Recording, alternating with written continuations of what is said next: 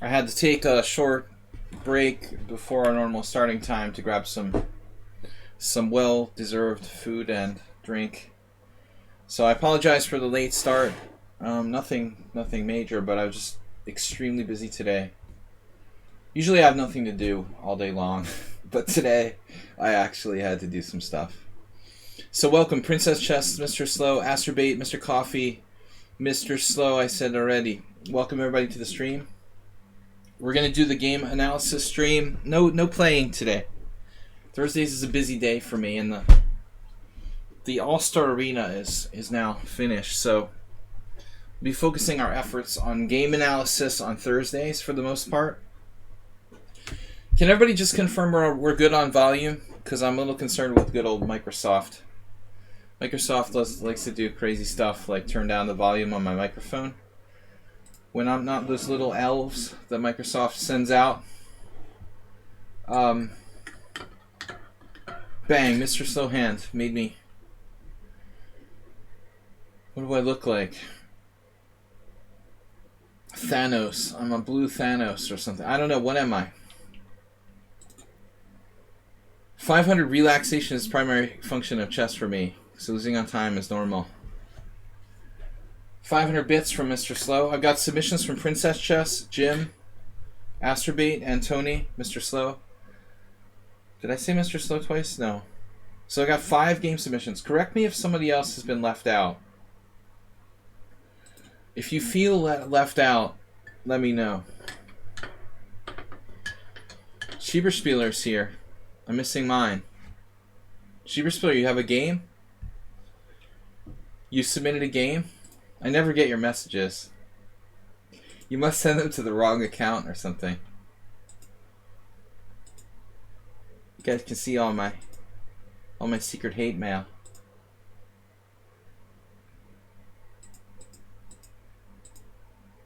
You sent it to my other account, Schieberspieler? The one I don't have? A lot of people think I have like a... There's some conspiracy theory that I have a Smurf account here on lichess. It's been going around the site. So...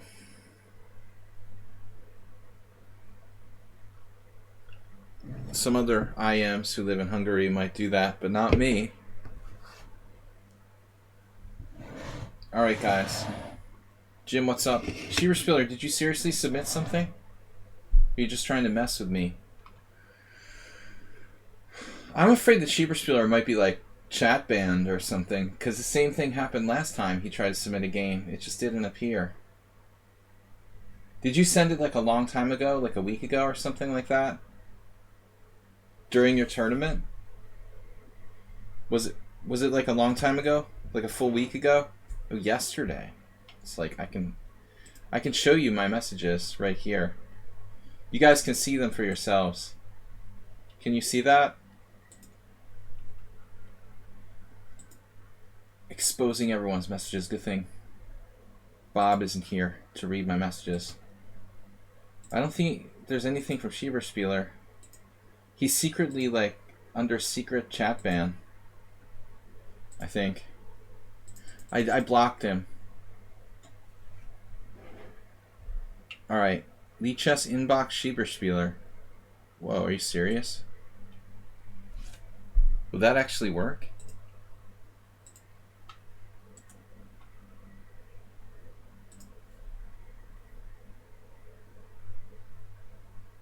For Thursday, I have some nice memories of this game, which I wrote into the notation. You can also see an unusual material balance by me in the endgame. Oh, wait. When was that sent? 1/9/2020. So that would have been maybe like 2 days ago. I swear to God, I haven't gotten any messages and like deleted them. But is there a possibility that it's not you or me, that it's lichess? Do you guys think there's a strong possibility? Lichess has more bugs than... I love lichess, but the fact is, because it has so many features, because it's so great, naturally, you know, it has a lot of bugs and stuff. Yeah, I mean, looking at the pairings, I mean, it's an awesome site, but trying to do so much, naturally there are a lot of bugs too. I don't think I got this message. That's really weird. Alright, well, at least we've got it now. We've got it now. We'll put him in there.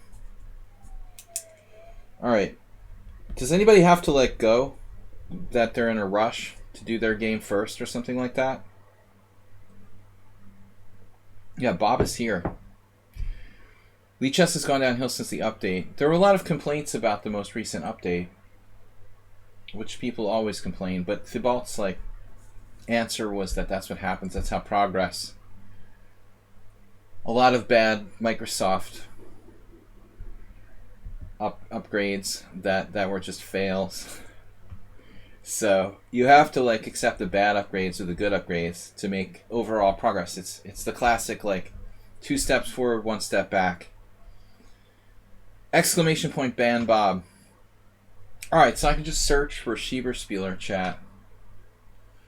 It's a pretty basic thing there. I can do that. Not difficult. It's so hard to spell Schieberspieler. I never get it right. Like if it's I-E or E-I. I'm going to tell the secret now. That's why I'm afraid to search for Schieberspieler. We learned this rule in English elementary school or something, that I before E except after C. But the problem with that rule is that there's all sorts of exceptions to the rule. Plus, like, Schieberspieler is not even an English word, so. Alright.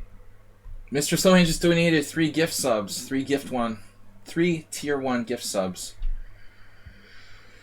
Okay, Padrino Tony won his game. He's got 3.5 out of 4, guys, in his first over-the-board tournament. The baby section at the Cattolica Open in Italy. Congratulations to Antoni with 3.5 out of 4. He's playing a young girl tomorrow who got 3rd place in the National Women Under 1600 Championship. Age Championship. And he made his first child opponent cry today. Very, very, very important moment in your chess career. I've seen children and probably the only adult I ever saw cry at the board was Hikaru Nakamura's stepdad. Not against me, per se. He took it pretty well when he lost against me, but I have heard of him losing to other people and crying. A good role model. He wasn't a bad guy. He's not a bad guy, but emotionally not a good role model. Alright. A young, good chess player. You're rooting against Antoni? We're all on the same team here.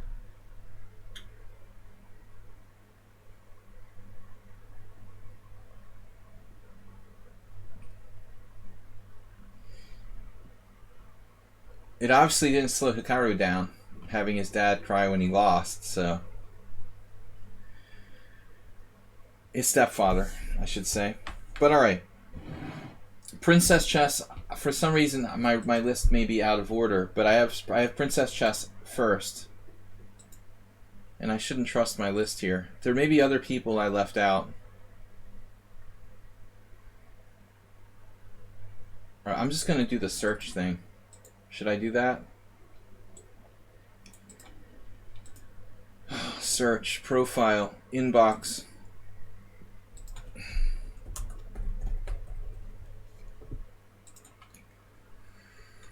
Where is game? For Thursday analysis, correspondence game, mostly interested in first half of game. Alright. Thank you, Mr. Sloan, for the donation of 3 gift subs. Thanks, everybody, for watching. And I've got 6 games thus far. So, Antoni submitted his latest game.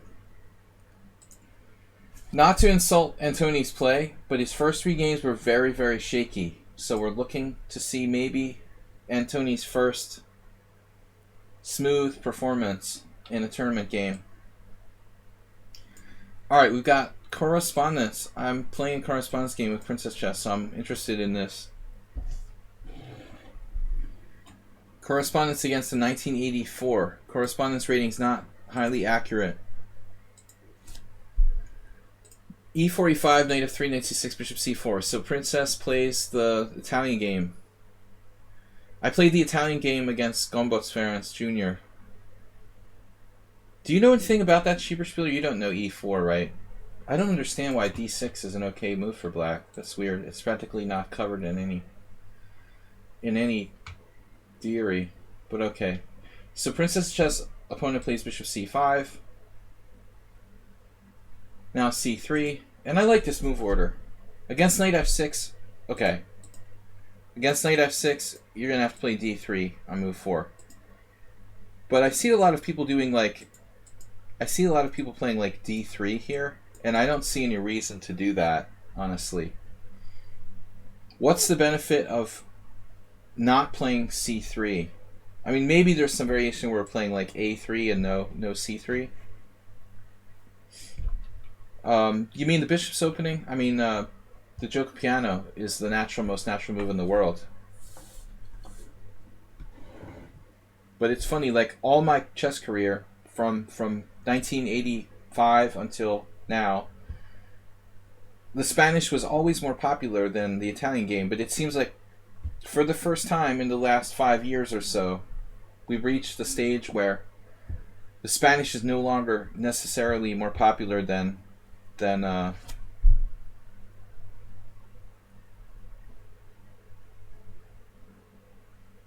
Spanish is not necessarily more popular than the Italian game now. Jim, thank you. Good to see you. 500 bits from Jim. Alright. Anyway, knight f6 is critical. Alekhine played... Alekhine. I have to warm up on my pronunciation. Famously played like queen e7. It's in 500 Master Games of Chess. A famous Alekhine win. Annotated by Tartakover. But I don't really see the advantage of playing queen e7 versus the normal line with knight f6. Okay, now d3. The gioco piano with d4. The thing is, like, pawn takes pawn, bishop e4 check. In the mid-90s, when I was working with Grandmaster Jinji Hashvili, he did a video series where he was recommending this line for white, like bishop d2. But this is nothing. It's like 0. You know, I mean, I don't understand like how anybody would ever make a video, like a VHS video or any kind of DVD or whatever, recommending this variation for white. There's literally nothing for white here. So it's like hopeless. You have to play like the Moeller attack with bishop e4 check, you know, knight c3, knight takes e4, and even this is theoretically worked out to the point where black has worked it all out. But at least this is interesting. It's a little more interesting than bishop d2. But white has to, just an introduction. I mean, white has to play d3, basically. The merit in that system is that it's a draw for white, which is significantly better than losing, I guess, Bob. All right. So, what do we got? d6.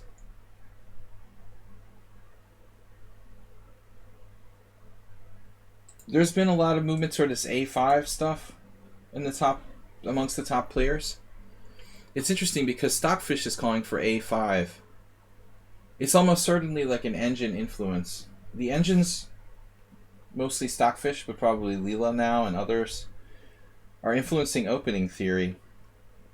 We're seeing like many more cases of a5 where black's playing that early. Schieberspieler likes the space. It weakens the b5 square, which is significant. Positionally significant, the weakening of the b5 square. So I like the old-fashioned a6 with the bishop going back to a7. But everything's possible. Castles, d6, a5, bishop b6. Black plays d6, now bishop g5. So I don't like this. I also don't like Asturbate's A3, B4 variation. I sort of think that white needs to stick to the kind of classical plan of like castles, knight d2, rook e1, h3, knight f1, knight e3, all that stuff. Bishop b3 is the usual move order, because black is threatening sometimes to play knight a5 here.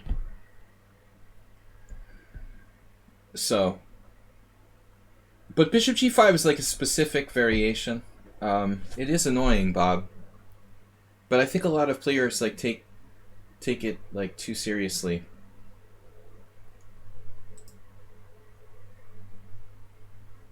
All right, castles, and now he didn't play h6.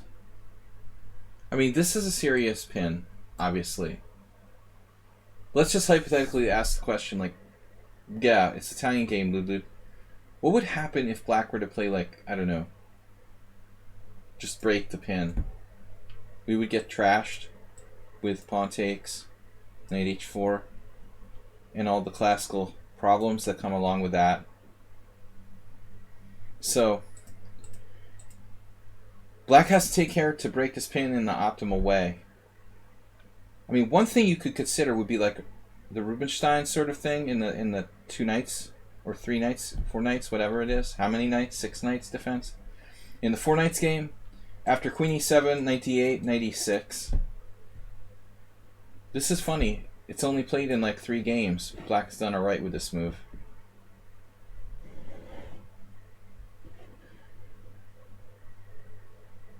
Didn't Aronian play h3 and Kranich play rook g8? Yeah, I mean, like Morphy. If you go back to Morphy's generation, like, I think the point is black has plans like king h8, h6, g5, rook g8. Morphy won some famous games with black where this kind of pin just sort of didn't do anything. And ultimately black plays h6, g5 and then shuts the bishop down with bishop h4, bishop g3. The position is more complicated than black and white, like it's good or bad. It's not that simple. If the bishop goes back to h4, g3, it influences center. Maybe white can time it so he can help support like d4 with a bishop on g3 or something. But I don't think the pin is as dangerous as people kind of give it credit for. In fact, like, okay, look at this position. Here, you'll even see people who, let's say, you'll even see people who play h6. This is my argument, right? This is crazy. I mean, I think it's crazy to play h6, in order to stop bishop g5 and weaken your king side. White isn't necessarily even going to play bishop g5. I think it's unnecessary, So let's see. Bishop g5, castles, and now bishop g4. I'm seeing this a lot lately.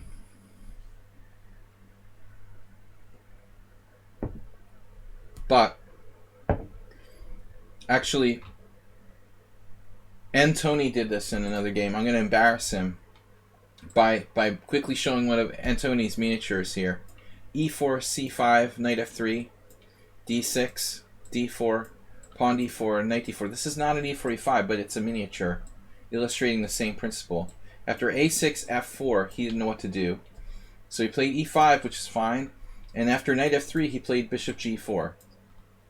I've literally never seen anybody play bishop g4 in the Najdorf f4 variation. But the principle is the same thing. It's almost like an e4, e5 game. You need this white square bishop. It's a very important piece. Your other bishop is blocked in on f8. The white square bishop is a good bishop. Under no circumstances do we want to give this up. What am I drinking? Coffee and beer. My usual. The usual order. But not together. They're separate. It's basically like Red Bull with alcohol. Coffee and beer. The illustration here I'm trying to make is that we don't want to give up the white square bishop. So another example. It's almost never good to play bishop g4 in the e4, e5 openings. There are a couple of exceptions. When it's absolutely necessary to stop white from like playing d4, white has played d4 and you can put concrete pressure on d4. But I think this is almost always a bad move. Alright. What about h3?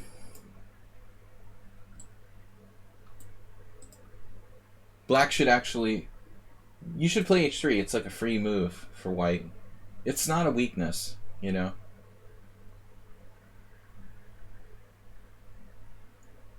This is not a weakness, this is a strength. Black should probably play like bishop e6. Maybe bishop d7. Try just go back. I don't like it on h5. This is out of the game. It is out of the game. See, there's a game here. White even actually played g4. I mean, I don't know this exact position, and I'm not sure I would automatically play g4. We'd have to calculate this carefully. But we don't want our bishop to get stuck completely out of the game. And I have the same problem with bishop g5, so I'm being democratic here. I don't really like the variations of bishop g5 where the bishop gets driven back here. Same thing. Same principle. Democratic principle. Bishop g5, bishop g4 is just not very effective with your good bishops. Alright. So you should have played h3 right away. I'm going to turn off the engine so it doesn't bias our play. Čonkić Tunda, famous Hungarian women's player, against DJ. Controversial figure at best. Alright, now it's interesting that the Princess Chess here did not play bishop b3 at any point. So in the event of knight a5, you can play bishop here. That's interesting that DJ did play knight a5. He was interested in gaining perhaps a tempo. White played a3. That is just bizarre. Really strange game. I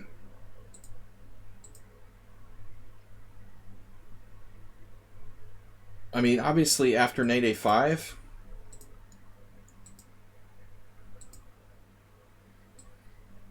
shouldn't we play bishop b5? What's the problem here? I don't quite get it. I mean, b4 is still there. Is there a reason? Maybe it was just like a friendly draw, and they just sort of messed around and played some random moves or something. This is clearly the way that it should be played. Maybe like move this bishop away or something. Alright.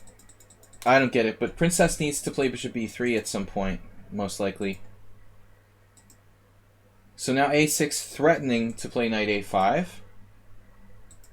Now she plays bishop b3. And now h6, a good move.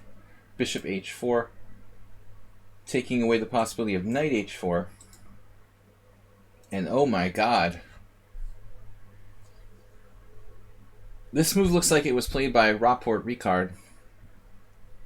The last time I played knight a7, I always refer to that. It was Venezuela, 1999. Never again will I play knight a7. This move is perverse. Truly perverse. This is unbelievable. Let's retreat the knight from the center and block the bishop's retreat as well at the same time. I had a long day, Ludlu, so we need all the stimulants and depressants we can pump into the system. I'm barely standing at this point. I mean, that move is just beyond comprehension. I mean, by the way, like this is probably a normal move. Basim Amin played this exact position in 2008 with black. The guy picked up the wrong piece. He meant to play bishop a7. He just forgot. He forgot which one it was.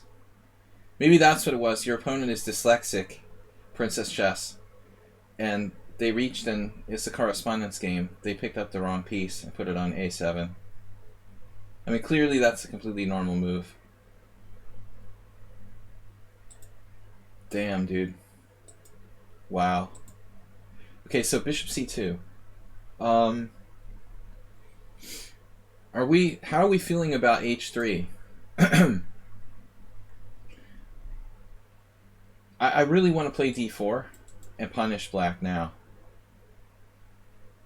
If bishop h5, maybe we go g4. And if bishop g6, we hammer that bishop with d4.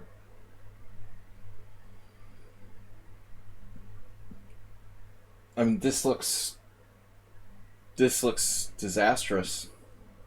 Black's like losing the center completely. You could bob, but you're pinned by the bishop on h4. Don't ask me if you can play like g5. I don't want to know. It hurts my brain to think about that. So please don't ask this question. You have the symmetrical king side. Just make it all like go away. No challenges today, Araz. Completely sort of symmetrical on 3 files. But no, seriously, this is not a problem. Now we play bishop g3, bishop g6, and then just hit them with d4. I wonder about this, though. Theoretically, you could have, like, take, take. By the way, like, yeah, takes. Here, I mean, white's got to be better. Got to be better. It's a weird position, slightly weird position, but the center is white's. Clear advantage to white.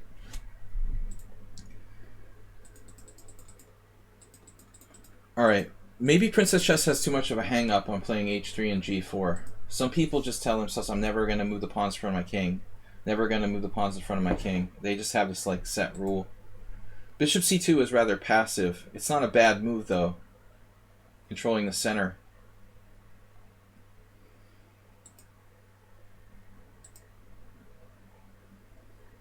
I still think that we should be focusing on d4. a4 is not a bad move. This looks kind of surprising. And now you're really running out of like options. I feel like you need to be playing for d4. Ask yourself what the opponent did. You know, that's suspicious. And that points you in the right direction. Black played knight c6 to go a7. What's the problem with knight a7? Black takes pressure off of d4. We can, you know, reverse engineer the plan. I mean, it has to be to take advantage of his mistake. Trying to play for d4. So she finds a tactical solution here, which may be good as well. Knight b3. That actually overprotects d4. And as much as I hate the b3 square in general, you got a really nice little trap there with a5, thanks to the wonders of knight a7. Another good point for knight a7 being the move of the year. Obstructing the bishop's retreat. Would d4 also win the bishop? You're pinned. This wonderful little pin here. That's the problem. If she had played h3 and g4, yeah, she'd be winning a piece right now, I guess. So this is sort of freaking out desperation. Now one thing is possible. I mean, black can let you capture there on c5. That doesn't end the game. I'm thinking like g5 just probably made black's position worse. I'm not sure. But I mean, we're at a situation now where black's going to have to allow white to take here. And now the e5 pawn is going to get weak, and we're going to drive the bishop. Hey, let's go out of our way to like force that bishop to go to g3 so white can take the pawn on c5. Maybe knight c6 now. Defending e5. Alright, there goes the white squares. Schieberspieler's happy. Queen f3. Now it's like a field day on white squares. Today we're having a special on white squares. What would you like to order? So I think the shift, you know, we shift here our thinking a little bit from tactics to positional play.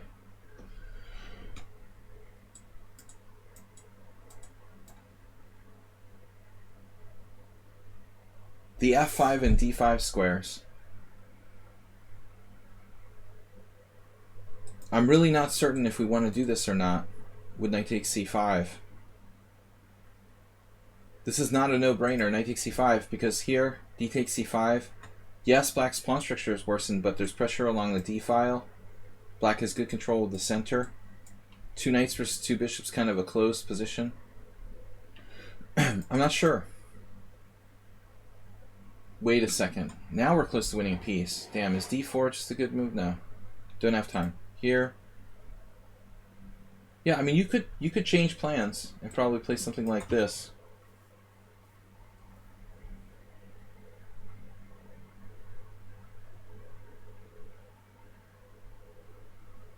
It's not that simple, though.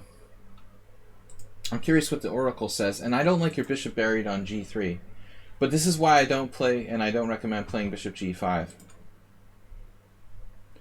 The engine likes your move. 2 bishops, better pawn structure, Schieberspieler.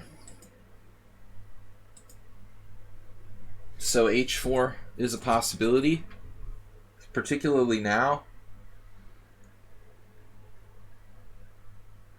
Yeah, there's so many weaknesses. The bishops are relatively under control at the moment. Of course, I don't get knight d7. Not really. Black's having a hard time coming up with a plan. The white square weaknesses are horrendous.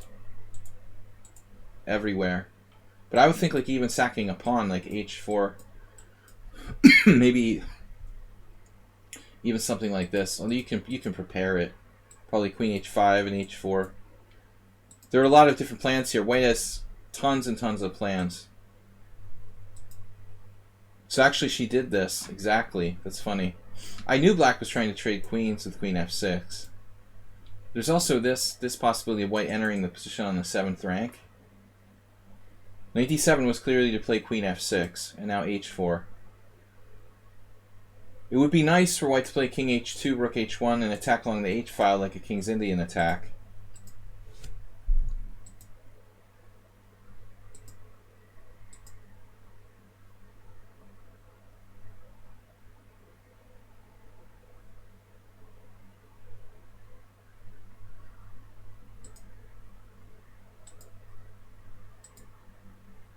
That's it. Now we got something. This is starting to look better now. Can black play queen g4, queen h6? Can black play queen g4 here?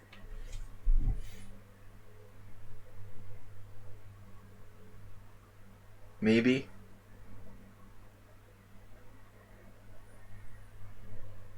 I mean, there's a lot of calculation here. Queen takes, queen takes.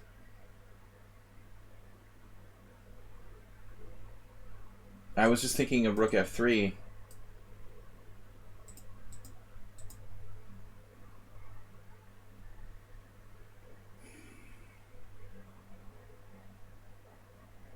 But it looks good for white. I like f4.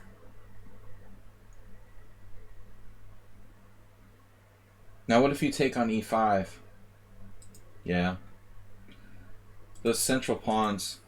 The central pawns are just too strong. Anyway, I can't spend too much time on one game. This looks excellent for white. Problem with e5.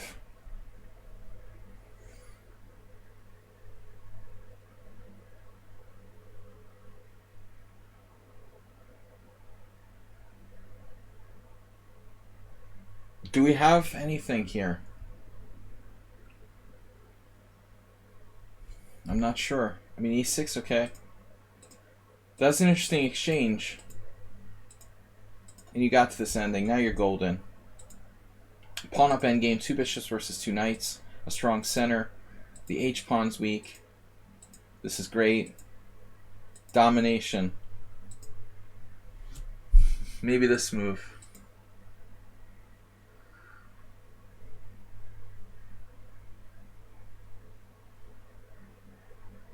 We have to be careful that black doesn't trade too much stuff off here. I'm not sure about bishop c4.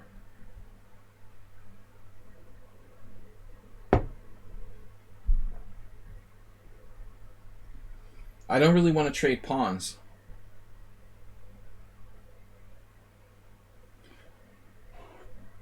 Coffee and beer, I do it all the time.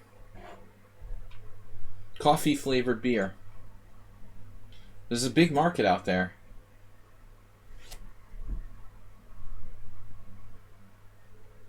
The ending was easy, she says. Alright, let's see. Was this easy? You just went back.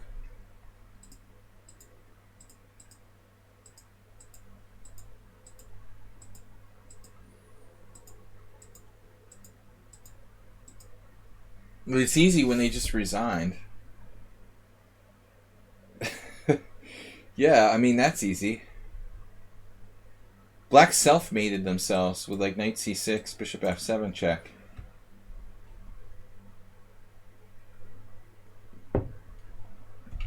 Alright. Thanks for the game, Princess Chess. Looked pretty good. I'm still skeptical about bishop g5. I don't like it. Alright, next game, Mr. Jim. Jim, thank you for the donation of 500 bits. Thanks, Princess Chess, for supporting the stream as well. Thanks to all you guys for subscribing. The original title of the Thursday stream is Subscriber Stream.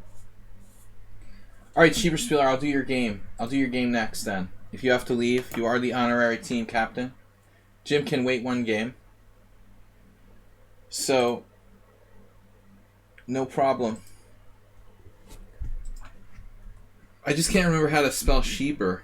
The CH is in there, like Schlechter, too. Thursday, I had nice memories of this game, which I wrote into the notation. You can see an unusual material balance.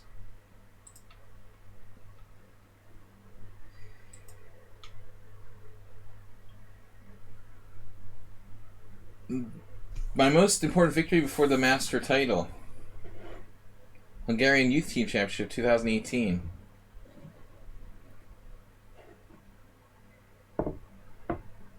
Schieberspieler is white.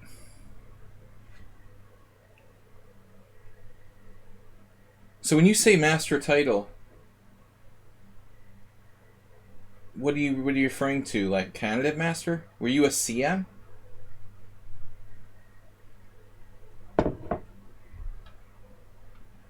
Or before your FIDE master title? We need help. We finished last, but we still fought really hard, and we came close to 4th. Oh, you mean your most important victory before the FIDE master title? Yeah, he wasn't a CM. Schieberspieler was smart. He didn't waste his money on the CM title. All right. This is from Hungarian Youth Championship 2018. They had 8 match points. We had 7. The win helped the team to even score. So you're still in the fight for first place. The next round they lost while we won, so we overtook them. So it helped them become a Hungarian. It helped him become a Hungarian champion. So he's white. Imagine that, knight f3. So this is his system. The best move for white in this position is d4. I always play these weak moves like g3 and c4. But d4 is mathematically best. Alright, c5. The last time I played this position with white, I lost to Gregory Kaidanov, I think.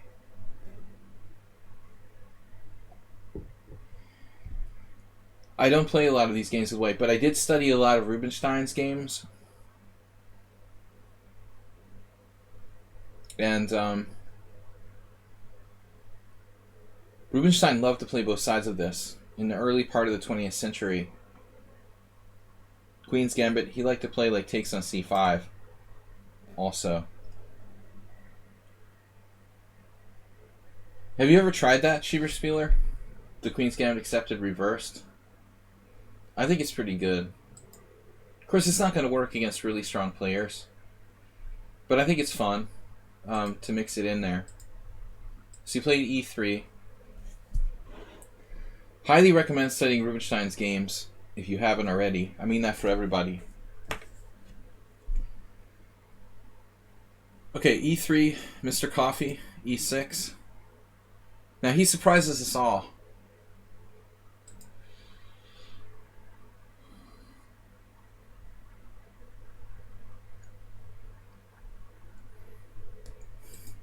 With bishop e2 now.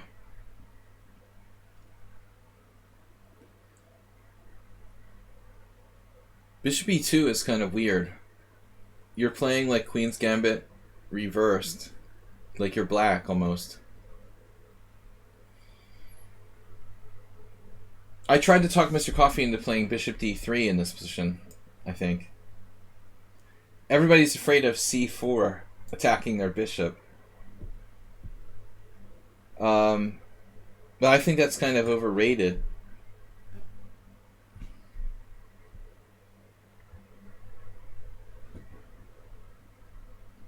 What's the cheap win?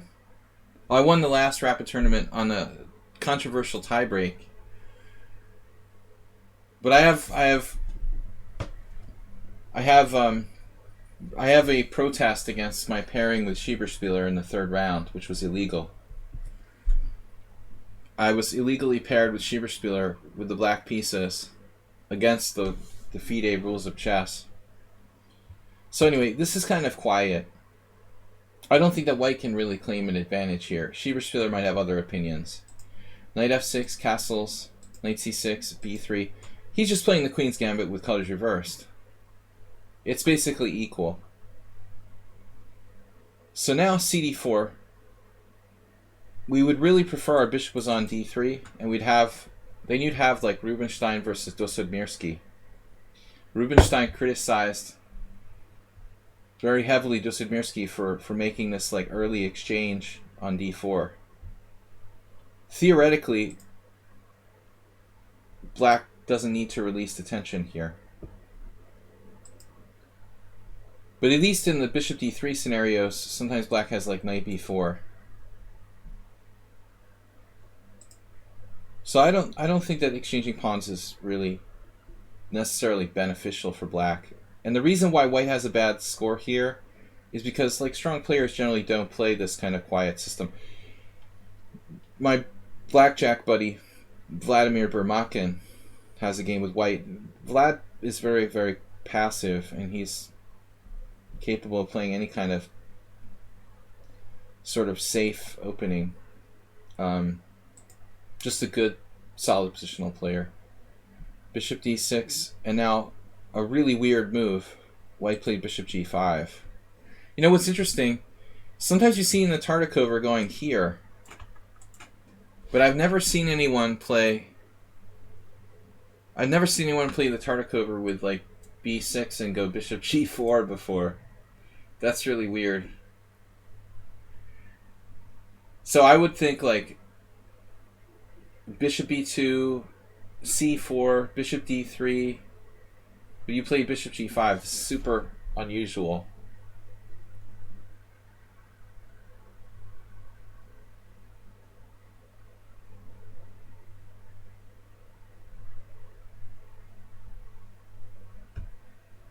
So it's interesting. I mean, if black tries something like queen c7 to be aggressive, maybe you can try to punish him with c4.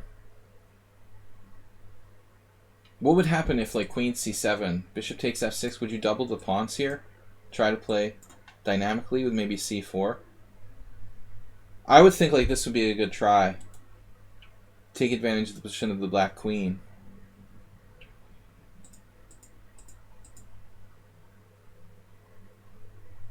Maybe black should play h6 and go for it, huh? What would Capablanca do?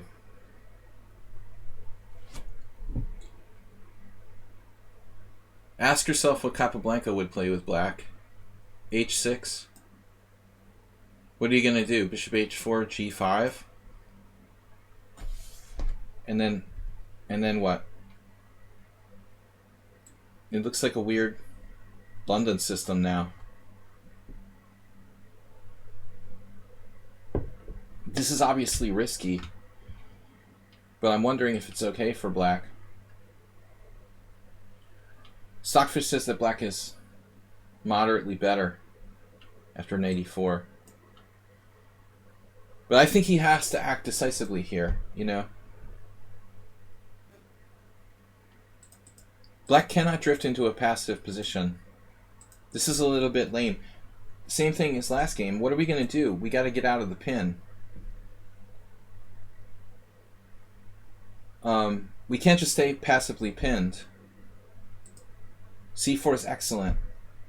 So now we're really challenging black at d5.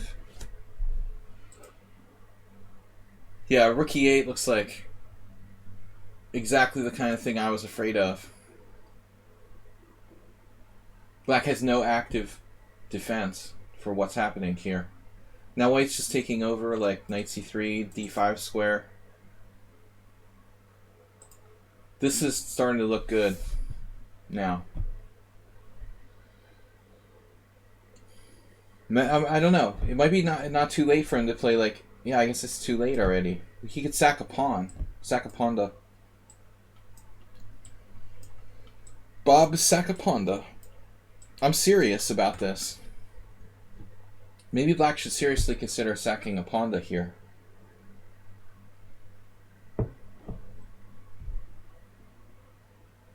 I just don't want to be entirely passive.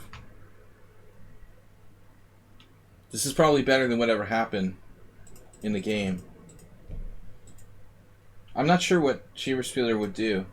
I think he would probably take the pawn. Oh, we have a nasty tactic that doesn't work. Alright, never mind. Yeah, so I'm not sure. Do we have a tactic there? No sort of tactic.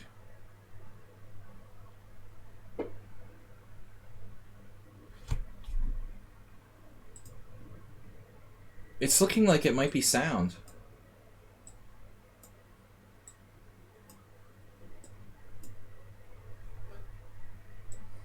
I was looking for this. E2 bishop, knight.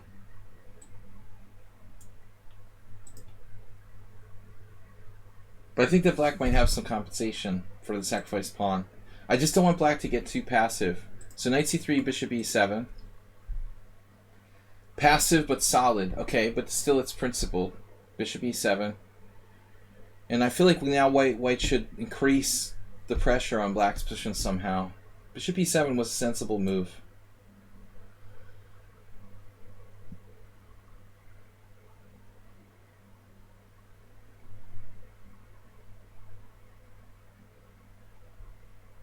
I mean, you have like a very, very tiny advantage here with white, maybe.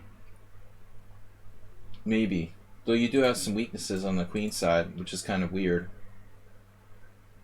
So I don't know. Can you play c5 and close it up like a... It looks like a Caro-Kann Panov now. That's weird.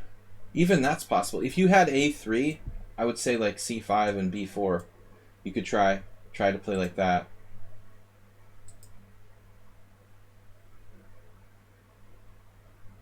I mean, c5 is not ridiculous, actually. You have this, too. Cracking down. He looks like he's in a bad Panov here. Maybe black should even play a6. This is not a stupid idea.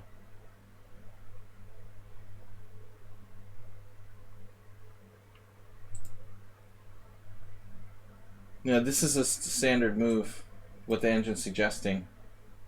Normally you'd have the b2 pawn to like recapture on c3 in this position. But c5 is not a joke. Like, we might be better here. Bishop e7. Knight c3. Bishop d8. It's kind of funny. Variation. Knight d1. Rook d1. I think white is better. And with the idea of bishop e5. Yeah, this is probably interesting line. Anyway, I think that's a good practical decision. So knight e5. I was surprised by this move. Now black goes like ultra passive. This looks like a study, like a tactics puzzle position. I'm just waiting for like knight f7 or bishop h5 or some kind of miraculous crushing move. It just looks like too passive for black. If your bishop was on d3, it would be game over. Obviously, you know, bishop h7 check. I would spend a few minutes just making sure there wasn't some kind of tactic here, but I guess without the bishop on d3, there's nothing there.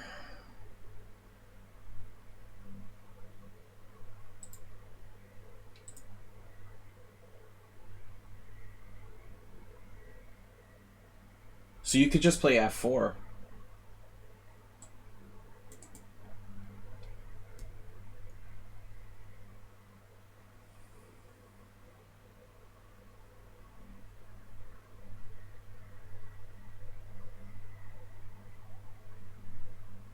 How bad is f4? There's some problem? Apparently it's not a big deal. He can take on c4. The structure's a little bit weird.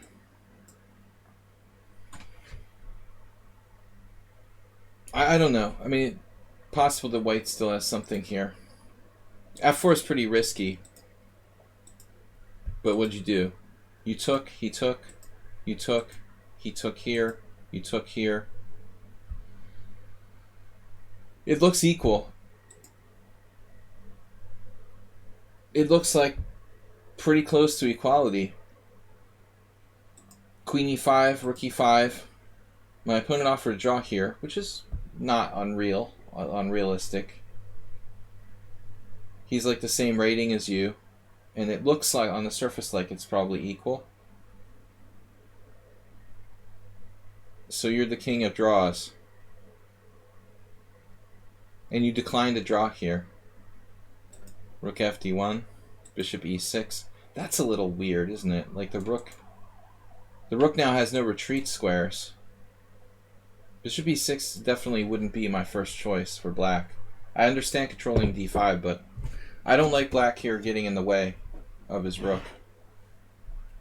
This looks equal, but that is kind of awkward.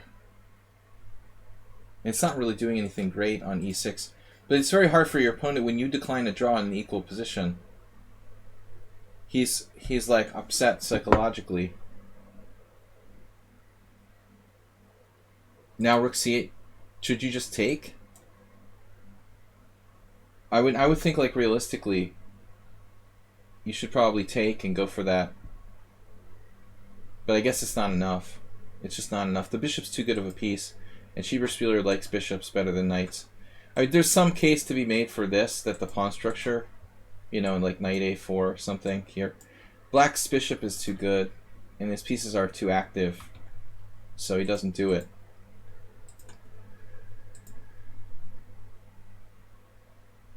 Oh no. Goes into the endgame with the tiniest of advantages.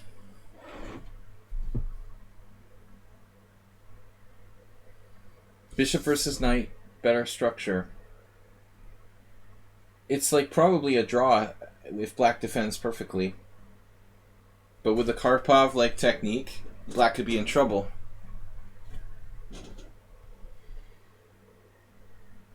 Now you can torture him. How does this work? He sacks a pawn. Rook c7, really? I was expecting like rook c2. Shouldn't he at least like play actively in this position? Obviously you have a3, but at least he can try. Rook c2, a3. You don't have a square? He doesn't have a square?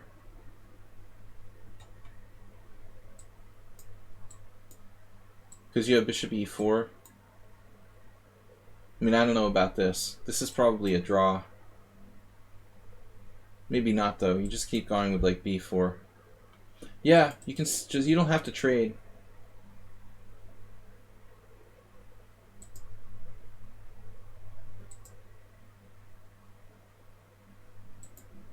Oh, he gets a2 back. Alright, you're trying to tell me that. I understand. I'm sorry. He gets the a2 back because of the back rank automatically. I get it, I get it. So it looks like still tedious, but he's one step closer to a draw. But the pawn being on the board is... I mean, if you can improve your king, you have winning chances.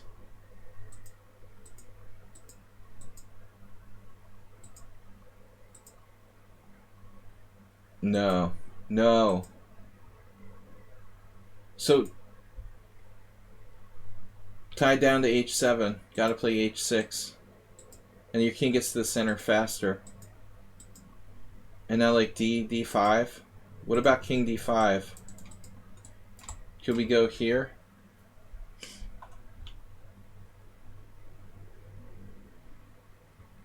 I'm trying to... King d5 is best. Bishop f5 is best. It's close. It looks like king d5 is even stronger, but bishop f5 is strong. We'll give him a break. This was 2 years ago. He was only a junior team captain then. Knight e5, king c5, king d8. Now, I mean, you have threats on both sides. King d6. And then that doesn't bode well for black. h5. h5 looks bad. It looks really bad. You might even have some g4. Do you have g4?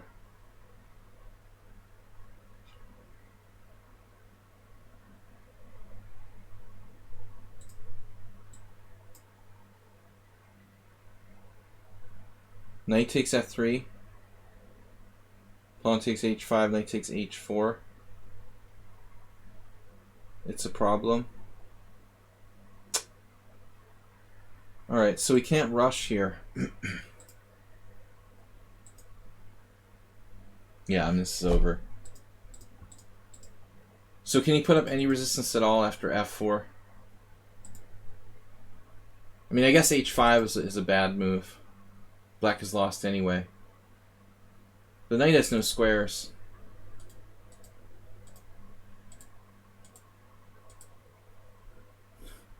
His knight literally has nowhere to go. That's cool. The knight is trapped in the middle of the board. Well, it goes to show you should never take a draw in an equal position. If you're Schieberspieler. Yeah, your opponent was probably shocked when you declined a draw there. But that's a nice game. Alright, Schieberspieler, thank you for joining us today. Save a dog.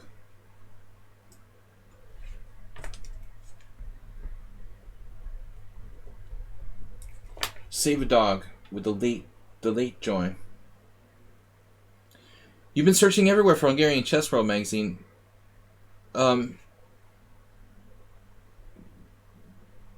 Shockvlog, it's called in Hungarian. I would look on the Hungarian Chess Federation website. I mean, Shockvlog should have like its own. They should have their own website or something, don't they? It would be like in Hungarian, you know, look like that. Alright, on to the next game. I'm slipping down in my chair. Sorry guys, I gotta reposition for the next game. We had to dig really deep for that analysis, but classic Schieberspieler. Alright, good game. Next game, who's up? Jim. Jim with a 500-bit donation today. Thank you, Mr. Jim. Who am I looking for?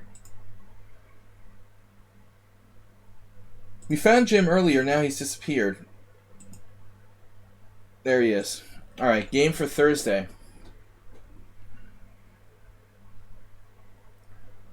Classical for fun and tactics against an NM.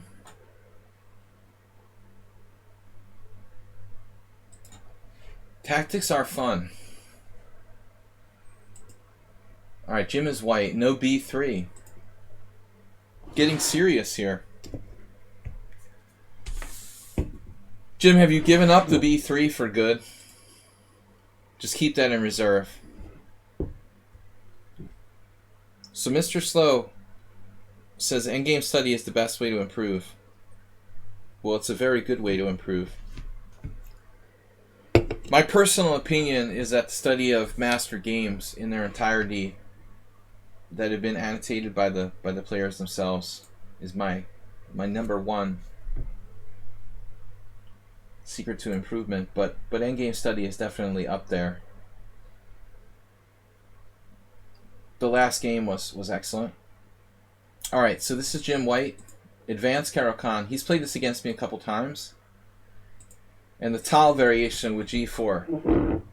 So this was considered to be like rubbish, I guess, whenever it was first played, because of kind of faulty analysis. I'm trying to remember now. I think I had a friend who had a game where the opponent played something like h4 f6.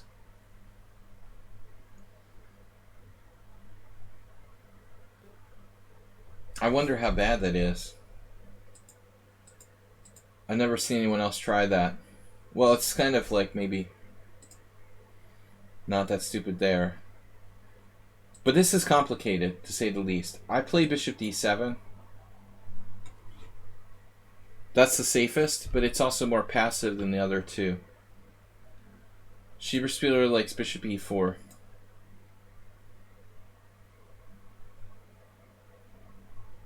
Basically forcing f3. We go back to g6. And then h4, h5, e6. And then something like queen d6. So the bishop e4 induces white to play f3, so this g3 square is slightly weakened.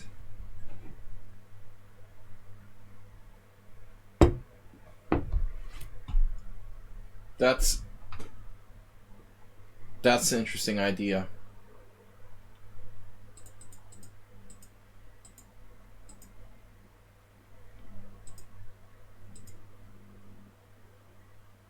So what about e6 right away?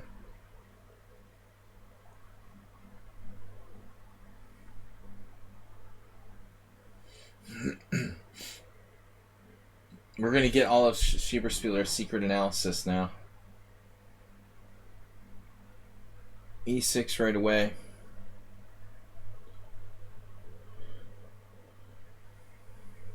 The computer likes taking, but the computer can't really see the long term. I'm not sure if I trust it. Queen d6. ef7 check. Bishop f7. I've never looked at this before. I have not looked at this line. I've looked at some similar lines. Not this particular one. So that's new to me. Anyways, alright, so Jim plays g4. His opponent plays bishop e4, f3, bishop g6, and now h4. And interestingly, like, inaccuracy according to Stockfish. So the engine likes 92, but there's some backing for this from the computer, and there's some practical games. I mean, this idea is obviously something. Knight g3. There's always like knight g3, f4, f5 too, if black doesn't play actively enough. e6, h4, and now h5. This looks kind of familiar. This looks good for black too.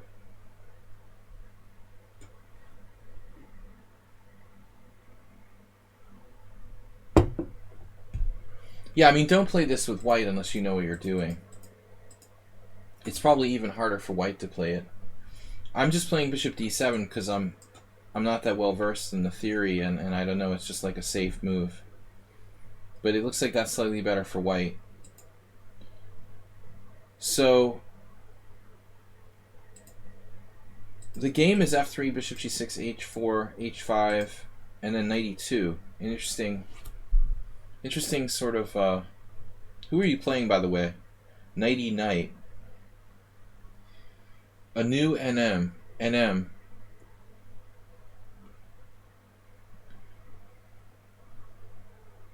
Yeah, white's not scoring too well here.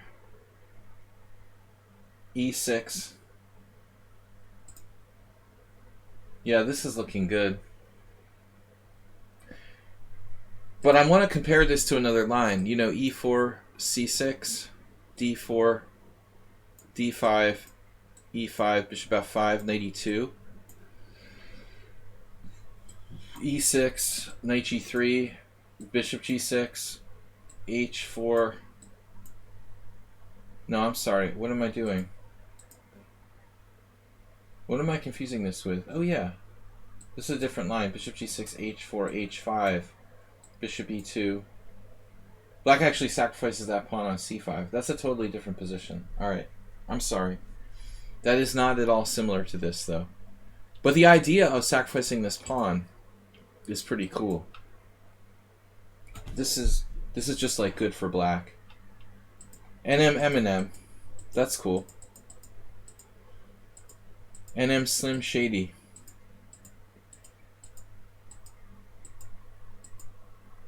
So I'm trying to say, I guess, what I'm trying to say is that black can sacrifice the pawn on h5.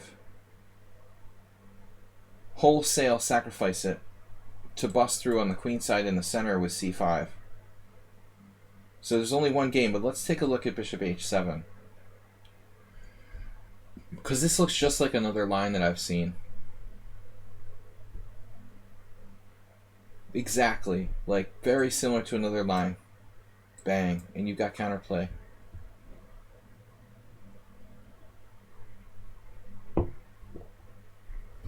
I think this has got to be best.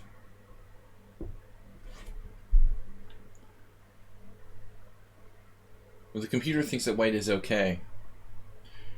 But I can't remember. It's one of those knight c3 variations. That's what it is. Okay, so let me try again. Knight c3, old school. e6, right? g4, bishop g6. Schieber-Spieler probably knows this. And then on this line, is it h4 here? h4, h5? I'm getting this wrong. It has to be knight e2. Knight e2, c5, h4, h5. And this is the line that I'm trying to... Can we get a transposition? Is this a transposition? So if white plays knight c3, it's a transposition to your game. That's different though. White has played f3. Okay, so you've played f3 as opposed to this line. But you've also got to be committed to playing knight c3. It's very, very close to the same position. This is considered to be like the best line for black in this variation. Yeah, white is worse, according to theory. But you see, like, even there's games. There's Caruana Grishuk 2019. He managed to win from this position.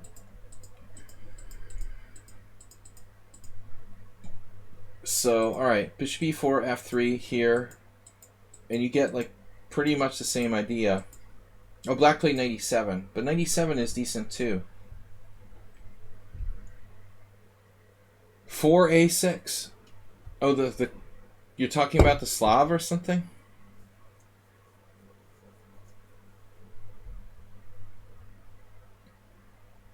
For a6 in the advance.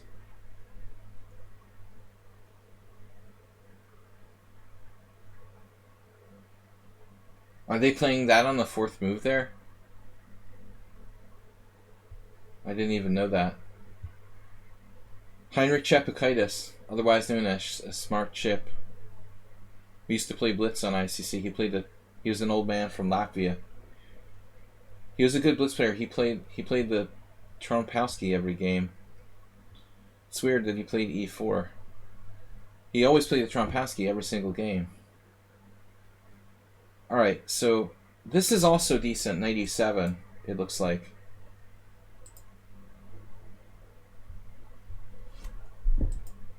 Anyway, we're finally here in Jim's game.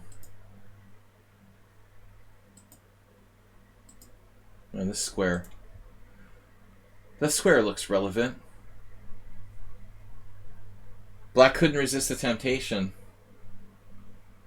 He couldn't resist.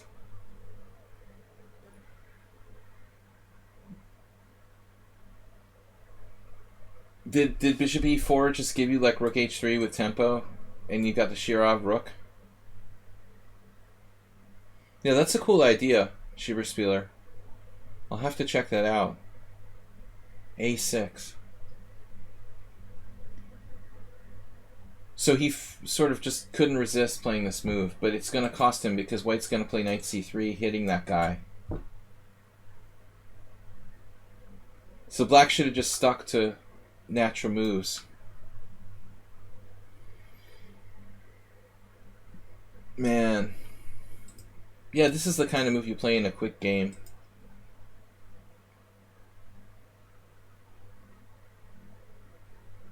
But knight g6 is kind of weird.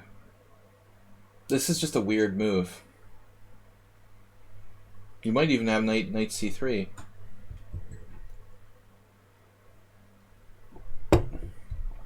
I would look at all the moves. Knight c3. I guess there's no time. This is sort of a threat. Maybe it's not even a threat. On knight h5, knight h4, bishop g5, bishop e7, that gets kind of complicated. I mean, even this probably has to be looked at. That looks suspicious, though. So you could have just taken and then just, like, been better or something here. Like h5. You're just better, though it's not game over.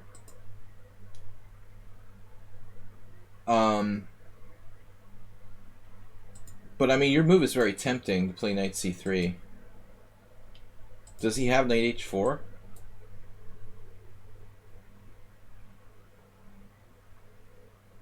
Or rook h4?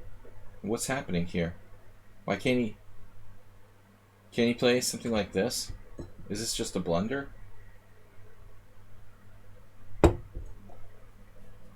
I'm not sure I understand what's going on. I have to turn on the oracle. Rook h4, knight e4. This is really making my head spin.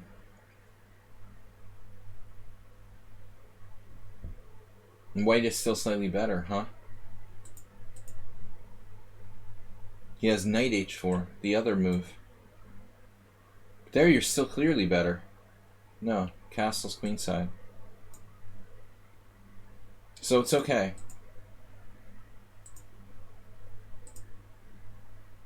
But I mean, I feel like he just made a mistake playing bishop e4 in the first place.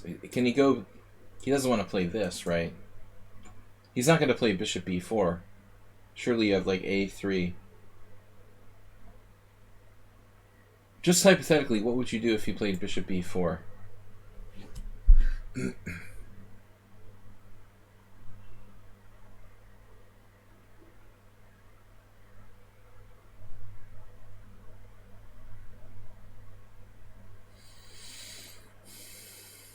We've had battles in the advanced Caro-Kann. It looks scary, but the computer says that white is clearly better. Or at least somewhat better. So he played that. That's the most natural move. And then bishop e7. I mean, speaking of a6, it's all nice and fine and good that black played bishop e7, but I mean, does that even matter at this point? I mean, maybe black should be focusing on trying to play c5. It's almost like a Sicilian, you know, where you don't care about that anymore. Unless also black could consider castling queenside. But I'm wondering about the necessity of bishop e7. Is this a move we even need to play?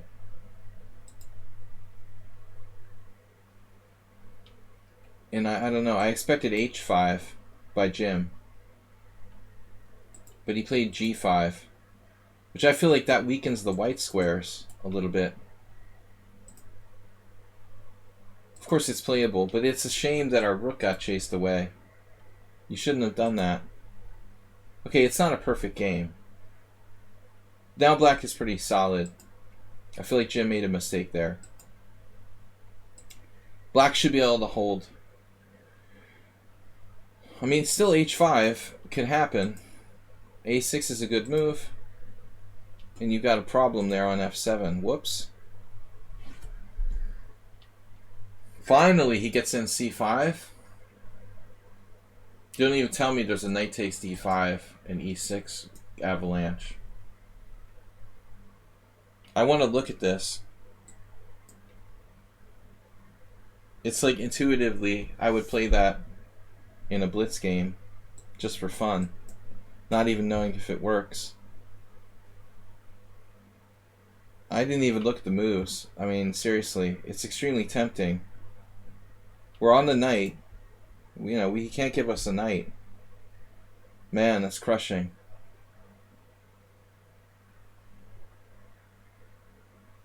crushing. Devastating.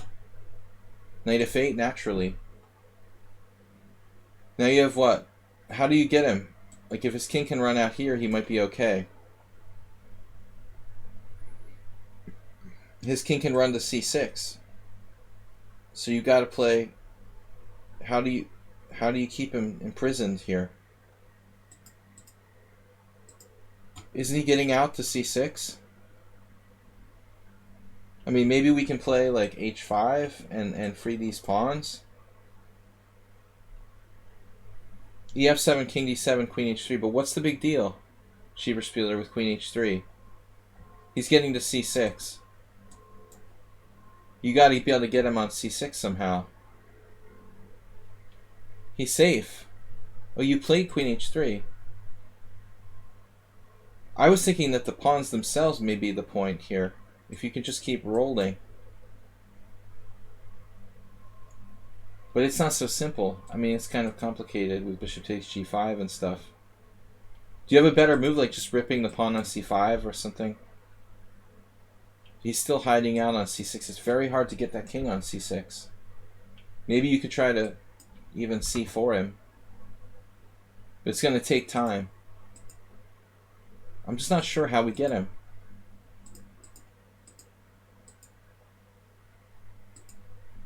Yeah, this is weird. Jim lost the thread. I wasn't sure if there's even something better here. Bishop e5, you know, I mean, this is very tempting. This might be another way to do it. And take with a rook on f7. I was even thinking about that. Maybe you don't let him escape to the queen side in this line. Rook f7, pawn f7.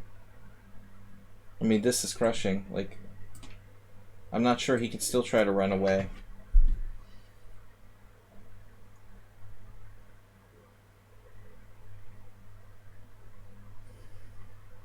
You might even have like bishop g7 type of ideas. Damn. You could do like takes, bishop takes c5, or takes, king c6, bishop g7. Oof. How do you feel about 3 connected passed pawns? Like, I think that's probably pretty good.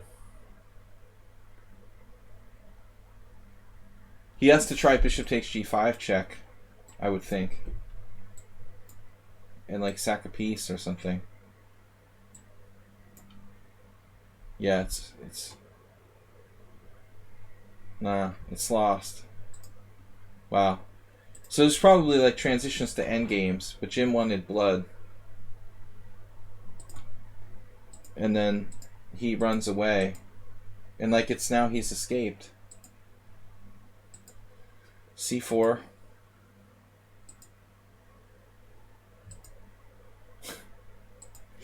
I can't believe he played king b1 in this position. Okay, he didn't want bishop g5. It makes sense. This was an idea. To set up h5.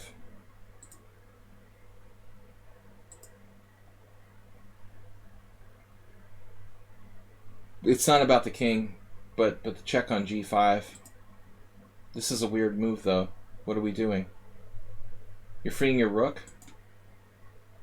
I mean, check out black's pieces, right? That's pretty bad. It doesn't even, like, hinge on an attack on his king. Now h5 is so strong. Black would have to be a magician to defend this in time pressure. He actually has... It's a simul, so he has quite a bit of time. But what is king b5? Is it just me, or is that kind of a weird move? That is a weird move, man. Like, I'm going to undefend my d5 pawn now with king b5. And sort of tempt you into playing b3 or something. Now his queen is totally tied down to d5.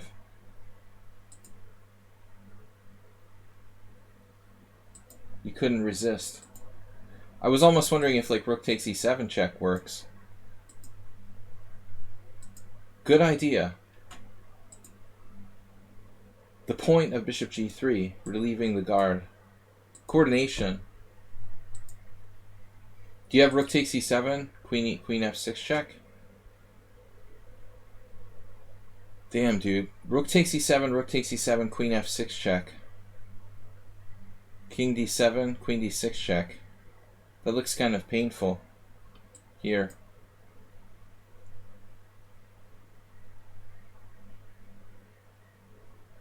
I mean, maybe there's a way you could survive, like takes, check, rook e6. Oops. That's not happening. Yep. So you missed the tactic.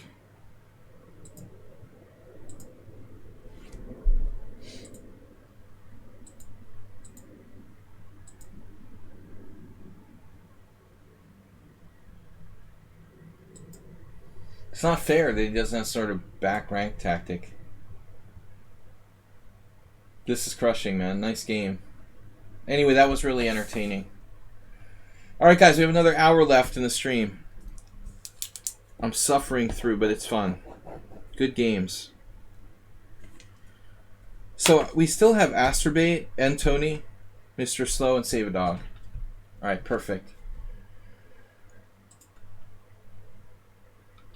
Where is Asterbait?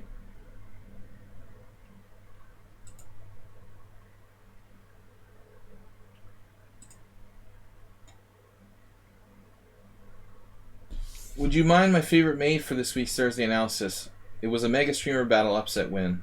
Opponent over 1800. 3-minute game.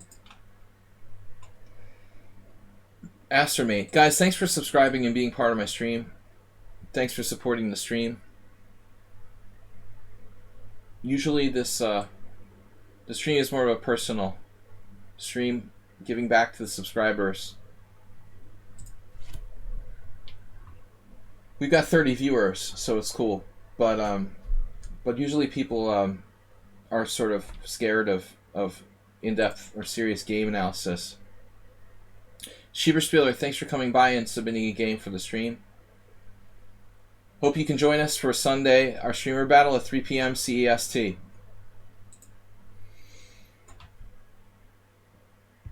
Asterbait was white?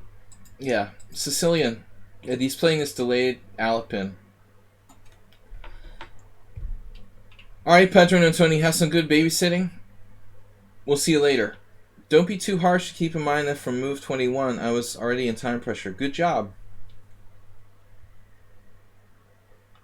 It's good to see Antoni in time pressure because he's usually playing a little bit too fast. No, it's good to see you using all your time then, but I'll keep that in mind. I won't be too harsh. So Asterbait plays the Alapin, and the guy plays b6. That's a new one. This basically misses the point.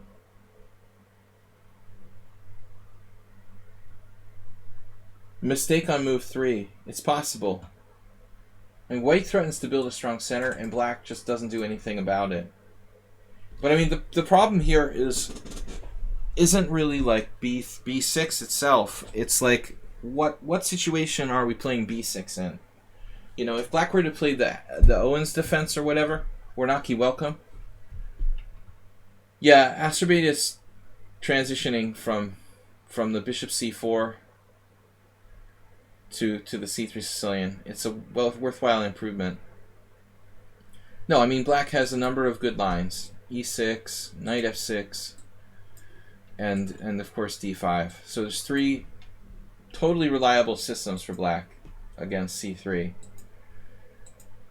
But again, like, I wouldn't mind it, but our knight is on c6. You know, it doesn't make sense to fianchetto when your knight is going to block your bishop on the long diagonal. This is like the worst possible scenario for the b6 idea. Warnaki, thanks for the donation. So we just get bishop c4. Yeah, I mean, that's random, Asterbait. You're regressing a little bit with this move.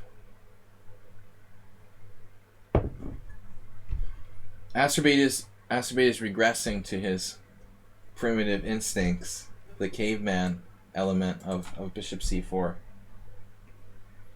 We were able to cure him of doing it on move 3. Now he's doing it on move 4. But I mean, the obvious thing is d4. Now you have the optimal pawn center and the perfect position. This is why you're playing c3. To achieve utopia, basically. No bishop takes f7 today, although he did that against me in the simul. Bishop c4. Guys, we have a simul on Sunday as well. Join us for the Mega Streamer Battle and the simul on Sunday. Tomorrow I have a stream in the morning, so we'll be doing some blitz 5+3 tomorrow, 11 a.m. Yep. You basically let black get away with a bad move here, Astrobate. Now, after e6, his position seems like not that bad. He can meet d4 with d5. White's still probably better.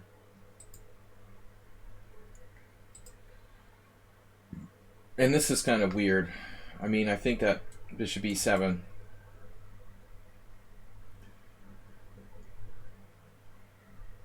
I mean, black should try to play d5 in one go against that bishop on c4 if he can get it. So this seems strange. Astrobate gets the picture now with d4, cd4, cd4. Now your central pawn is attacked, Astrobate. Do not sacrifice that unless necessary. Knight c3. But if I didn't know better, I would think like Astrobate was black in some kind of ON defense now. He's learned from getting his ass kicked in so many games where white achieves e5. He actually manages to use this to his own benefit. However, I mean, e5 is not that strong now because the queens will get exchanged on the d file. So he's right to wait. This move not my favorite. You know, I think like here, queen e2. Astrobate, by the way, if you like playing this diagonal, you're going to love e5, queen e4. Alright? I'm just going to give you a hint. It doesn't have to be like bishop e1, queen c2, and trying to checkmate black on that diagonal. Play queen e2. If necessary, rook d1. You have the push e5, but the key is to get in queen e4. The space that you gain with e5 will allow you to launch an attack on the black king side. This is really not a great move. Astrobate has a weakness for bishop e3, but I consider this to be like developing for the sake of development. It's okay, but it's not really a big deal, you know. Here, sensible. Now black probably has a chance to play e5. Maybe it loses a pawn. Maybe it's too early. But I would seriously consider this. Because otherwise you get wiped off the board with e5 and this diagonal.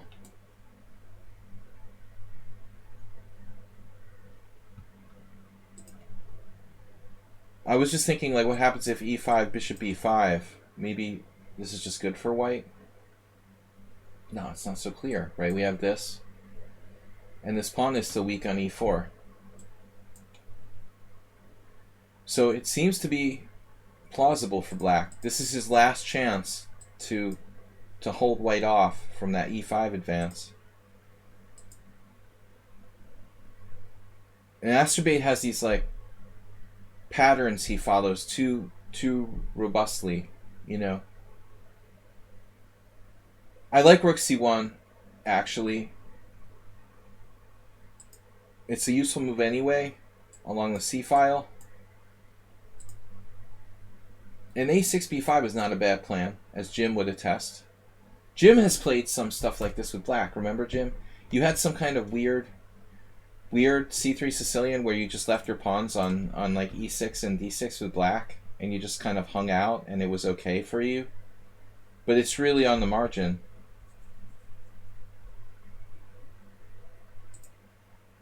And that's the plan. White is better here. You've got the classic center. And any way he goes, even if he plays e5, you have a really nice space advantage. Maybe rook e1, maybe h3. Probably h3. Stop this. Knight g4. And followed by rook e1. White has got a nice solid slate edge. But I mean, we don't want the queens to get traded, especially. Now, can black try b4? We'll shift over. We shift over. Rook e1 was a patient move. Now he shifts over anyway. Interesting. Probably reasonable, the Mexican maneuver. To my friend Raul. Now black does it to himself. He gives white that e5 push. But it's probably not that bad, actually. This might be reasonable for black. So we have knight e4.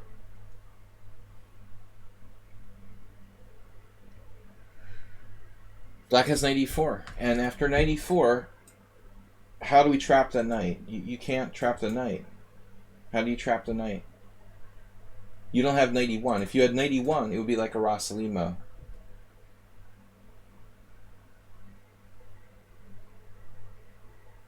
Oh, you like knight g3? Yeah, I'm not sure.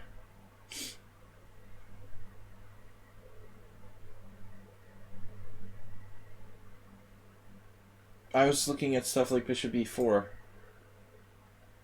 I guess it doesn't do anything. You could just go here.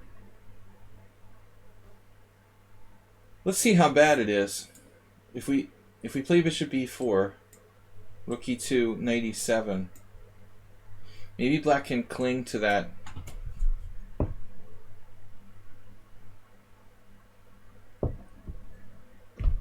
How bad is this? Damn. The classic Schieberspieler. Rook e c2 maneuver. With the positional advantage for white. That's probably a good idea. It's still better than what black did, though. Because he goes here and then goes back to d7. And now white has a tremendous kingside attack.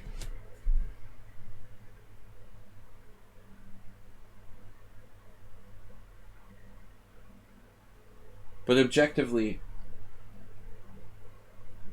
it looks kind of like what Tony Miles would do in the St. George. Knight a5, trying to play knight a5. This is the only chance. Knight a5, knight c4.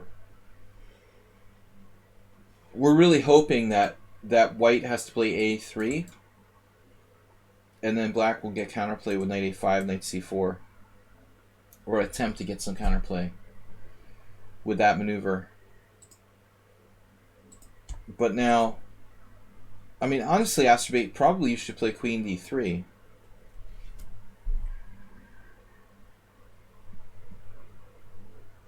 And then, after g6, you have to meet the threat of knight b4. Actually, it's not really a threat, I guess. Yeah, I mean, just something like bishop h6, rook e8, maybe queen somewhere. And white has a made-for-TV kingside attack, pretty much like standard stuff with h4, h5, and queen f4. But instead he plays queen c2. Yeah, queen c2 was to hide. He thinks that black simply thought Astrobate was threatening queen takes knight in this position. It was a decoy. It was really subtle, because queen d3 would have been obvious. But with this move, clearly he's thinking about like queen takes c6. So he totally distracted black. But he fell for it. Tempted him into knight b4. Although, this is like clear advantage to white. Ironically, like knight b4 is probably not even the best move that Hang's made in this position. Dangerous ride. Unfortunately, I'm not taking challenges today. Thank you for offering. But I think that's the important thing. Knight b4 is not the best move that hangs mate. I mean, why don't you play knight takes e5, dude? This is the sickest part of this move, right? Isn't that ironic? Like, or maybe knight takes d4. If you're going to play... Why would you play knight b4? Hello? No, I don't want to take your pawn. No, I don't want the other pawn. I want to go here. It was like a magnet and mate. Alright. Anyway, difficult to understand what Black was thinking there. But it was entertaining. Anyway. Alright, perfect game. Perfect game by Asterbait. Only 3 inaccuracies. One of these days he's going to beat Schieberspieler. Alright, we hope to see you on Sunday, Schieberspieler. Guys, we got 3 games left. 3 games left and 40 minutes to do it. And Tony, who just left us. Wait, I have a sneaking suspicion I gotta go in his studies here. Alright. This is Antoni's study from his tournament. Frustration. Alright, Frustration is playing white. Antoni is playing black. So this was apparently like the teenage kid or something? I guess. A young teenage kid playing white. Knight takes d4, knight f6, knight c3. So the knight off with bishop g5. This guy's booked up. e6. f4, and somebody didn't play the poison pawn. Bobby Fischer is crying. Wherever he is.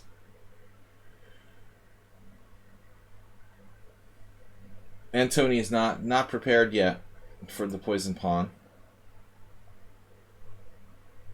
I had a book on the poison pawn Sicilian when I was learning chess, and I traded it for something else. h6. Bishop takes f6. Wait for it. Wait, what is h6? Is h6 really good? Wait, I don't remember h6 being like a major move for black here.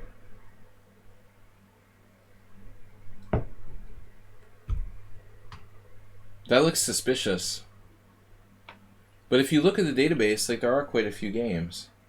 Strange. So I know nothing about this. It's been played by Vacher Legrave, though. So it has to be good. Alright. I mean, obviously bishop takes f6 is just like a beginner mistake. We will not play this unless we have a good reason to give up our bishop. So Antoni took his opponent out of book with the unusual Vacher. h6, and he has to play bishop h4. Oh, you can play a delayed... Right, I've seen this before. Okay, I remember this now. You can play like a delayed poison pawn, but there are different lines with the bishops coming back to like f2 or g3. Yeah, this is weird. I claim absolute ignorance in the black side of the poison pawn or Najdorf. I really don't know what I'm doing. I got the book on the poison pawn when I was a kid, but I don't think I ever played the Najdorf. Only by accident. This move is a travesty, though. Your dark square bishop is a key piece. It's surprising that Corrales Jimenez, the Cuban guy, actually played this. I could see like a weak player playing it for a draw or something. That is weird. That was a long time ago, though. Bishop f6, queen f6. We'd rather not break the pawn structure. Queen d2. I mean, white has no compensation for the bishop pair. Mainly the point is the dark square bishop. I would think that black would even consider something like a dramatic, maybe a very dramatic early g5. Bang. But I guess Antoni doesn't have enough. Valery Salov in the Pulievsky tournament of 1993, whenever it was. This is such a key idea to play g5. Try to get control of e5. You have to be careful, though. I mean, there could be a sack with e5. You play g5, e5, g6. I guess this is nothing. You would just play queen takes f4. That's stupid. So white plays f5. This is sharp. You can't play it without knowing what you're doing. But I'm a little concerned about... excuse me. My mouse is doing crazy things. Let's just delete that. I'm a little concerned about the position of the black queen. It's artificially placed outside the pawn chain. And it's like the Slav Moscow variation. Usually, like, it either retreats back to d8 or maybe g7 or something like that. But you've got to be careful. It has squares to go to. This looks a little strange. You're like choking your queen out there. It'd be possible to trap your own queen very quickly here in a series of moves. So bishop e7 looks kind of weird. Even this was played, although that's slow. Stefan Pettersson lost. So g5 is my #1 choice. This is the developing move. Most logical, putting pressure on d4.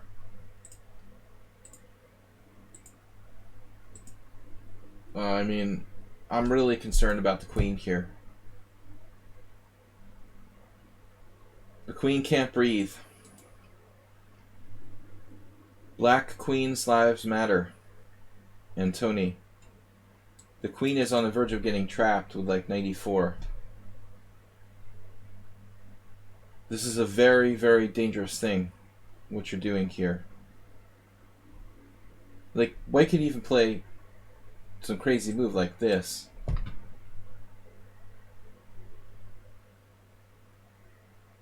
If knight b5, pawn b5, I'm hallucinating, I'm sorry. What am I hallucinating? Yeah, I hallucinated. Sorry. Never mind. Well, I mean, that's not that ridiculous, but it is kind of ridiculous. Yeah, I don't think this works. Dude, you can't have your queen, like, sandwiched on f6.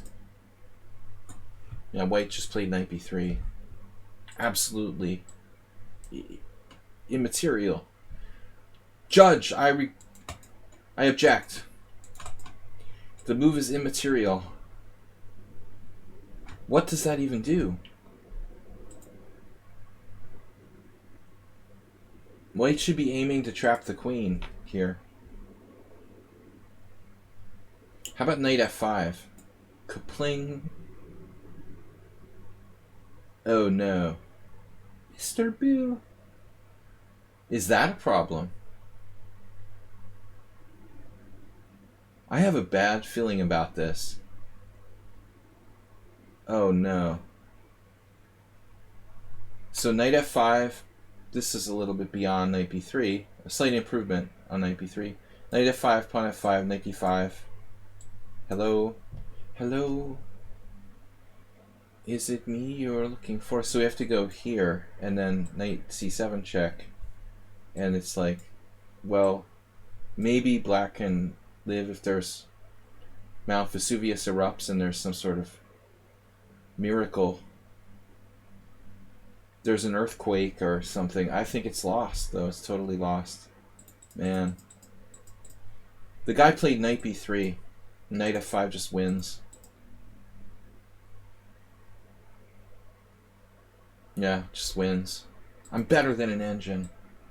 I saw it before the engine saw it. That's devastating. Damn, dude. But it's the principle of the thing. Of course your queen is going to be a problem. After knight b3, black's out of the bag. And this is a problem with dark squares. Still, that's not a bad move for white, though. If we have to play g5, that's pretty extreme. He didn't do it. Oh my god.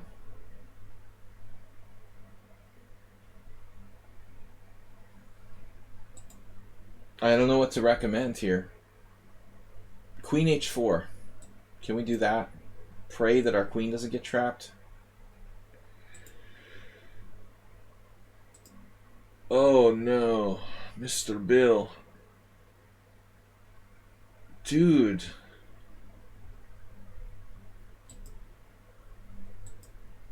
Wow. We're still alive. He just cashes in for the pawn. He doesn't even win a pawn. Ah, so f5. Double attack. e4 is more important. Taking the pressure off of d6. And so now we can start talking about d5, like the classic kind of Neidorf. It's not going to work, though. Okay, so white is still better after all that insanity. But maybe black has time for b5. This is also okay. El Rosador, welcome. Yeah, I don't know. Maybe it's better to attack the e4 pawn here with bishop c6. I'm concerned that black is too slow.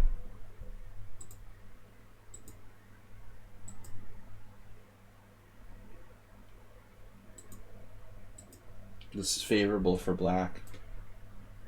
And rook a4.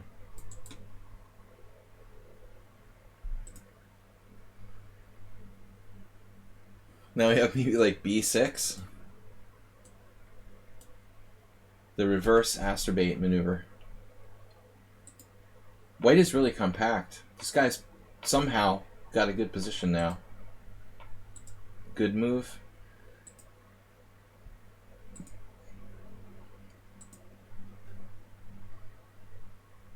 So eventually he just broke down and traded queens, although he was fighting it all the way.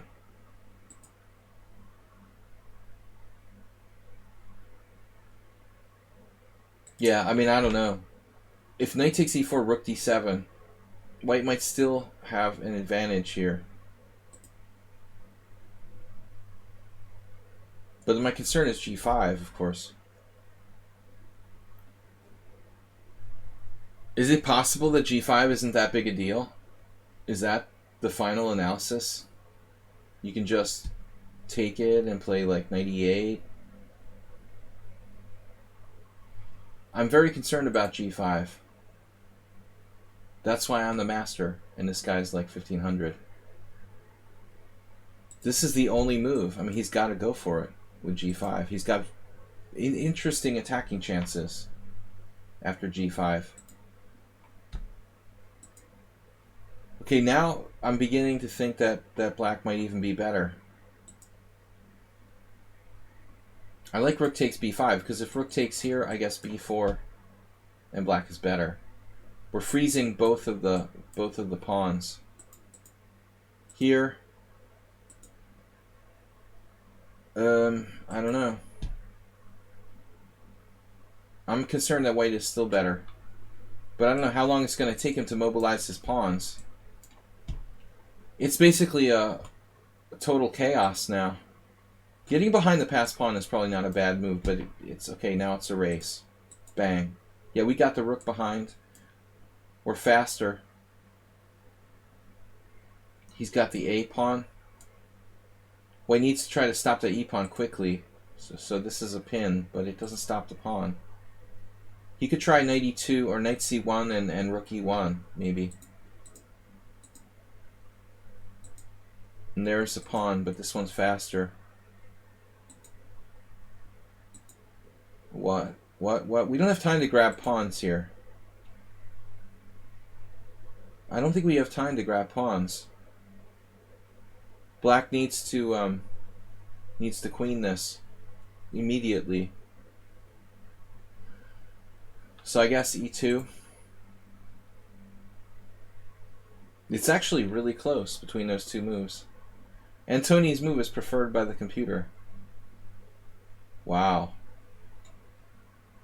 I am surprised. I would think that... Oh, I get it. So you're actually sneakily threatening rook e2, rook f1. Oh, that's nasty. You even fooled me. I thought you were going for the pawn, and his opponent probably just thought the same thing.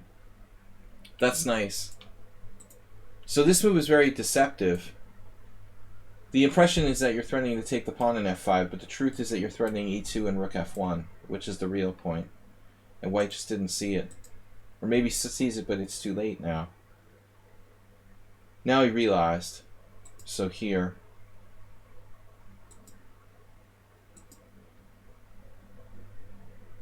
Is there a win with knight e4 check?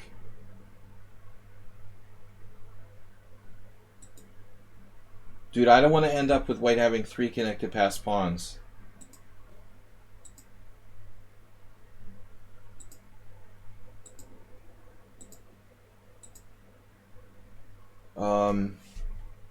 A very sharp situation, but I guess black has it under control. I mean, this king can get over here. We're unleashing the kingside pawns pretty quickly. We have rook here. Well, I guess maybe better to play check and just come back. This is kind of tricky.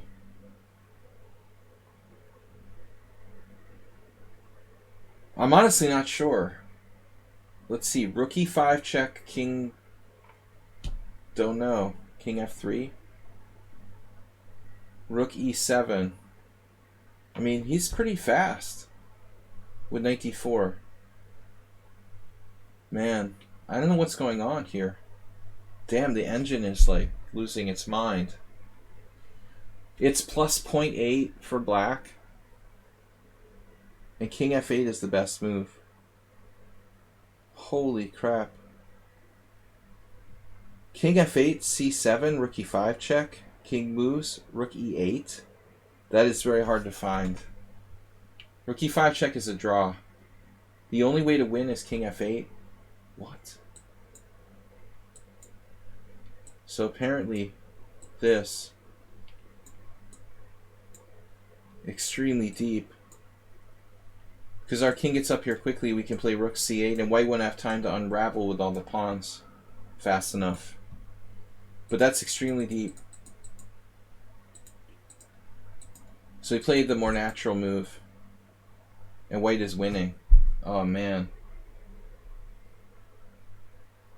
What about rook e8? You got to transpose to the line. Even this? Rook e8 is better. Man, he may be lost here if he doesn't find that crazy line with king f8. c7, rook e8. Extremely difficult. I mean, I might find it in a long game, but an average player in time pressure, forget about it. It would be like very hard for me to find the perfect line. King f8, b4, man, king e8, b5, king d8, b6. Man, the guy played well too. No wonder he cried after the game. Wow. He was totally winning. I wonder if white can play like a4, a5, a6, a7 now. It actually works. He did it. Jeez.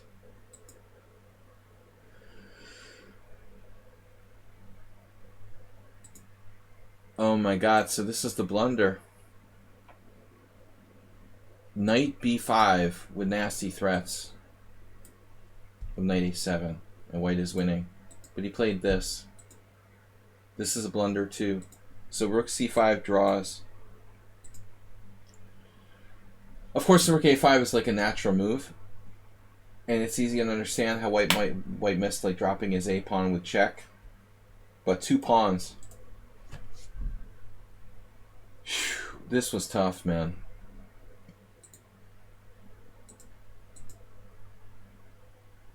Yeah.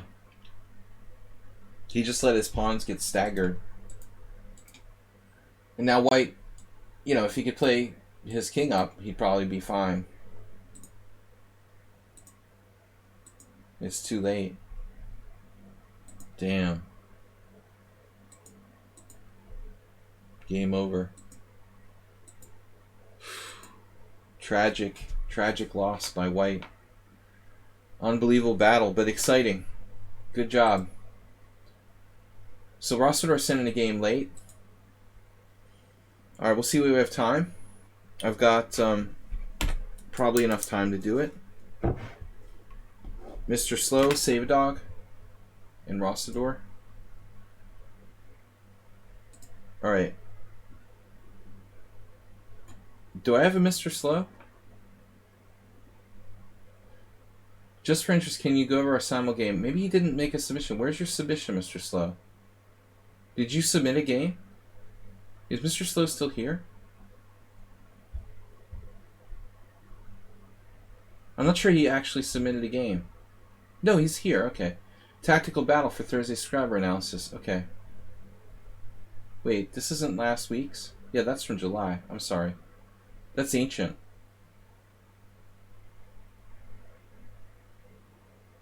These are old games. I'm sorry. Last simul game. Is this it? So he was talking about the D3. Yeah, I didn't know if you were asking about that for the subscriber stream or just a general question. When you first sent it to me, I thought you were just asking me, you know, privately about that particular move. All right, but we can take a look.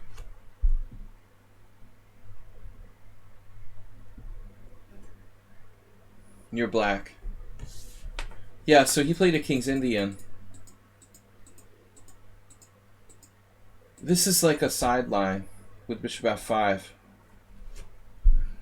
It's funny that I remembered the right line because I haven't studied this too much in depth. I considered playing this for black, but I think I tried it in maybe one game. But it's the same thing as like the lines with, you know, the lines with c6, castles, bishop f5 as well. This is very common. I feel like it's the same kind of thing, like black doesn't have a lot of dynamics in these lines. It's sort of like a simple and safe way for black to play, but not really as good as the more like mainstream lines. So I actually had to kind of figure it out at the board. I think that somewhere deep in my subconscious I actually knew this. But I went wrong pretty quickly here. Because I had seen some similar variations that Lichess played with white in some old GM tournament I played like 10 years ago. My friends from Serbia, Grandmaster Zlatko, he like plays the Fianchetto lines against everything, and I had seen him win some nice games and some lines with knight a5 and like the similar structure, but it was a different line that I was thinking about. So not exactly this position. Queen d3 is interesting. That looks like a sort of Avruk line. I faced that in another similar line. I tried to play this a little bit with black, like last year, 2 years ago. There was another player from Germany who was on the streams for a while, Ananas. I don't know if you were here, Mr. Slowhand, when Ananas was playing me, but I was playing games with black with the King's Indian against him. He was like a 2100 player. He was at a stream a couple months ago. But we had quite a few battles where I was trying to play the Pano variation with black. Get baked in the future. Is that some sort of joke? Play on words from El Rosador? Always get baked rather than fried. That's what I heard anyway. Bishop d7, queen d3, c5, d takes c6. So I kind of gave up my advantage here because I just didn't know. But I mean, it's weird. This is a weird position. I forgot I played queen d3. Yeah, maybe this is my first question. So why didn't I play b3 actually? The bigger question. Why the hell did I play queen d3? Yeah, but it sounds so weird, doesn't it? It's like you're using code words.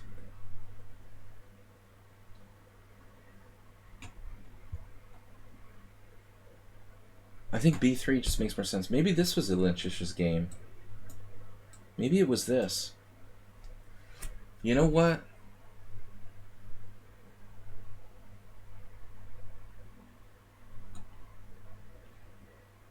There was some weird games Lako had with like BC. It must have been similar to this. So I guess I don't know why I played queen d3. Okay, in the future I would try b3. This is slightly less good. But here I definitely shouldn't play d takes c. But this is weird. It's just a weird configuration of the white pieces. That's not typical for this variation. It's not usual to have the knight on c2. In a normal pano, my knight would be on d2. So I'm not really sure I know what I'm doing here. That's why I played this. Okay, white is like equal. There's a couple of good players. My friend Bacre and Giles Morales from France. Morales. So some reasonable players, but it's like equal for black. It looks like you can even take with the pawn if you want to be combative. I would only play that move with black though, like Mr. Slow, if you had to beat like a weaker player or something. Like Timoshenko playing it with black against Dennis Rodman. Obviously playing for a win with black by creating a more sharp position. Knight takes c6. Someone played knight takes c6 here, like me. Yeah, I realized too late that I was freaking out. I was afraid of something with d5 if I played b3. This has never been played, but I was concerned that you have this. Stuff like this was very, very much on my mind. I wouldn't be surprised if that's a move even for black. So that's why I played this, but I don't like playing this move. And again, like it's safer to play his move, but it's more interesting to play maybe b takes c. Also higher risk though for black. Anytime you like make a pawn move, it's probably more risky than capturing with a piece. This is like a safer approach. I thought about e4, definitely. That's what Bacre played. So what did I do here? This is a new move. Rook d1. Yeah, I mean the computer is suggesting knight g4. That's a typical idea to try to take advantage of my. It's trying to take advantage of my queen, and f2 is weak. It's close to a symmetrical English. So rook d1, that's the problem. f2 is weak. I'm gonna turn off the engine so we're not biased, but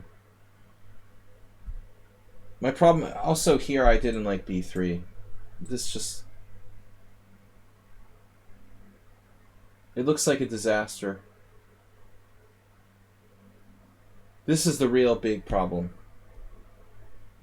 I'm basically screwed now after d5 because of that long diagonal. I want to get in b3. I'm just too slow by one move. I mean, I guess I could play like rook b1, but it just looks... Where am I? It just looks ridiculously slow to play like rook b1 here. It might be better than rook d1 though. The engine actually likes it better, yeah. It's just super slow. So black is fine. Rook d1 is a mistake. He has knight g4. With ideas of both knight e5 and the pressure on the f2. Taking advantage of my rook move. But this is like, okay. Now white is more or less stable. And I could grind you down like Botvinnik versus Lilienthal. There's a very famous Botvinnik-Lilienthal hedgehog game where he just sort of let Botvinnik like take over. So you have to be careful that I don't just get in e4 and have more space with no compensation. This is the best move according to the computer from what I remember. Bishop g5.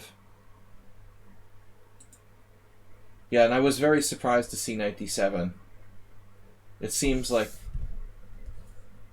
a little bit on the passive side to retreat at this stage. But I understand you have points with knight e5. I was surprised it works. I felt like you must have something better here. Something more straightforward. Nothing obvious, though. The computer is still playing for f2 tricks. It likes knight d7, finally. I just thought for some reason that you might have something better. Knight d7, here, knight c5, queen e3, bishop takes, queen here. And then what? Knight takes g5. And here I was just like, okay, I'm a little bit better, but it's probably a draw. But then something awkward happened. This was a good move. b6 was kind of passive. I mean, realistically, you should be breaking in the center. So you should be trying to play b5 if you can play it. Maybe you have other moves. Just don't play queen d7. But I was surprised by b6 because it seemed kind of, again, passive. And then rook d2. Rook d2 might be a mistake because I cut off my own queen's retreat. This ended up being a problem. Maybe I should play rook d3 instead of rook d2. So the queen can come back to d2.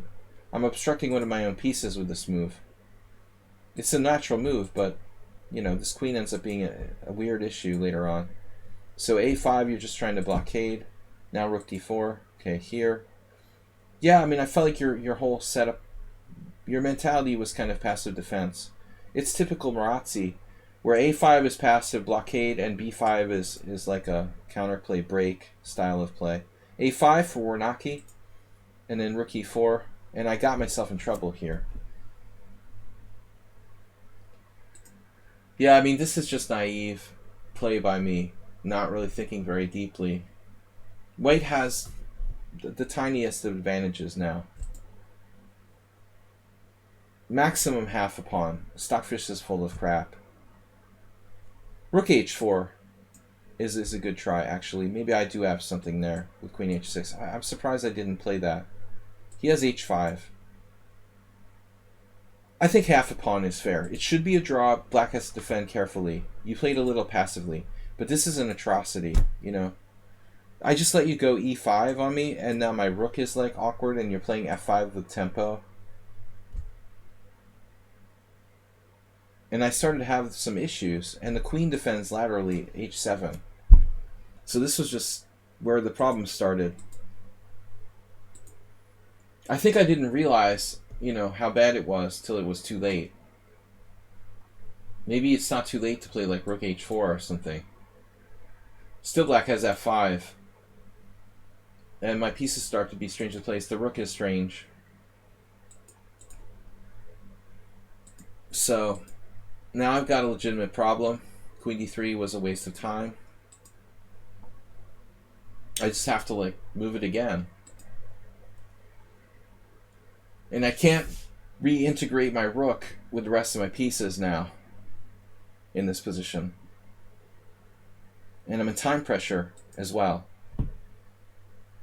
And this is a very unpleasant move to face in time pressure. He's defending h7, and now he's just like taking over in the center.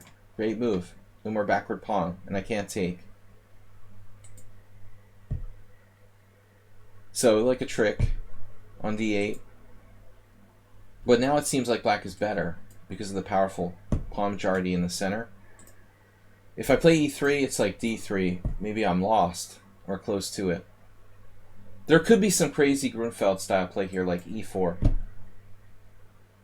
But I just didn't have time, you know, to figure this out. What does computer say? Yeah, e3. Exactly the line I just gave. It's weird. It's a line I know from the rook b1 Grunfeld, but it's a kind of sequence. We just don't want him to have a protected passed pawn. This is very unclear. So d4, it's a Grunfeld. And now e4, and now there's nothing. And I was just like, alright. I tried to trade down. It looks like h5 maybe not a good move. It shuts down my counterplay, but also makes your position less flexible. So I was happy if I can draw now. So I try to fix the queen side. We're holding you to g6. So at this point, Mr. Slowhand asked me why he played e3, why he didn't play d3. But I assumed that d3 was a draw because we have a passive but force field thing here. And I mean, truthfully, I might have f3, but that's like an unnecessary risk. The question is, can black do anything with some sort of b5? Let's say like rook c6, rook c8. Can black break with like b5 as a pawn sack, or sack a rook on c4? Because otherwise it's a draw. Mr. Slowhand says it's winning. Well, I'm certainly not playing f3 unless I have to. I would probably play rook g1. And I'm one move slow. So if I had one more tempo to play rook c1, it would be a draw. I was honestly like considering if he could sack a rook here, but that's not enough. This is the move. Because if I take with the pawn, you have rook c3. If I take the other way, you have a4. And the thing hinges on this protected pass pawn on d3. Oh, you like b5 at once. Okay. For some reason, yeah, I don't know why I thought you needed to play that. That's even better. Well, I thought you needed like to get in here anyway. So really, you just take. Computer likes rook a8. It's like slow motion. Wow. Of course, we were both in time pressure. So he had been in time pressure, and I was getting in very bad time pressure. So it was winning. The actual game, I thought it was a blockade. We both thought it was a blockade. So he tried this, but it doesn't work. Because after take, he has to do this. I mean, I guess you could take on e3, honestly. This is also another form of draw. Everything is a draw now. Unless you lose.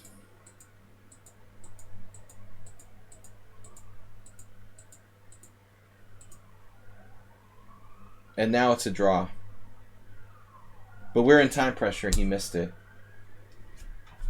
I just calculated that I was winning, and I didn't see he had this move a4.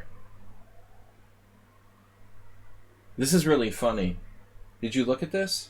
h6, a3 check. I'm not sure. King a3, e3, h7, takes, e2, queen, e1. I wouldn't know if this was a draw or not, to be honest. The central pawns are sometimes winning, and it really hinges on the position. So I guess his king is just so close to that pawn, he can kind of like surround it very quickly with his queen and king. So he blundered and lost at the end. e3 loses. It's the only move, though.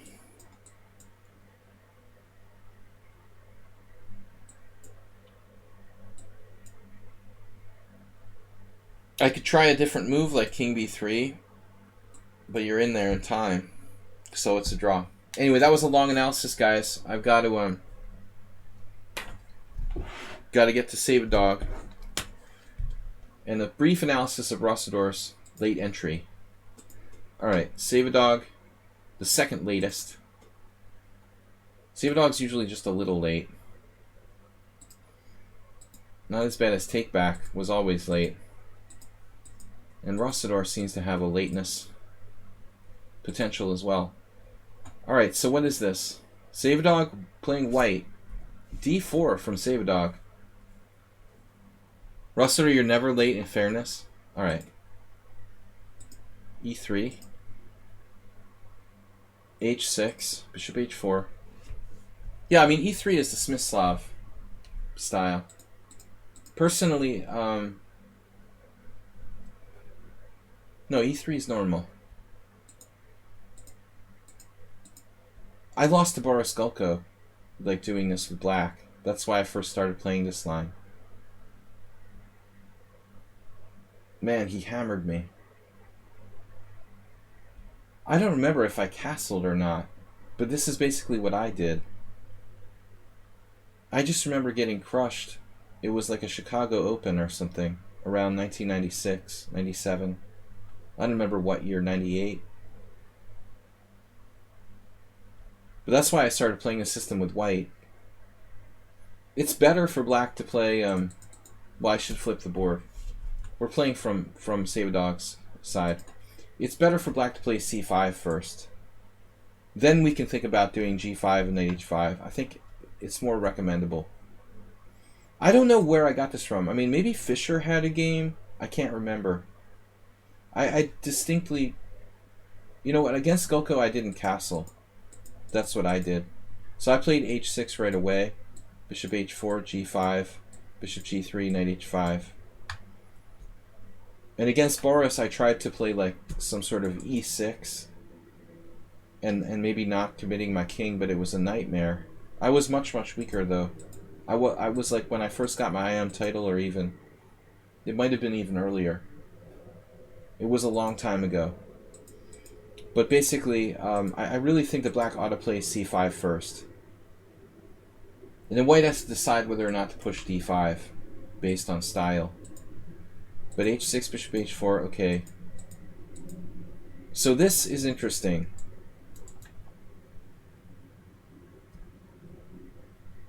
It could work in your favor, but it could work against you. If black loses control of f5, we might get like queen c2 and good control of f5.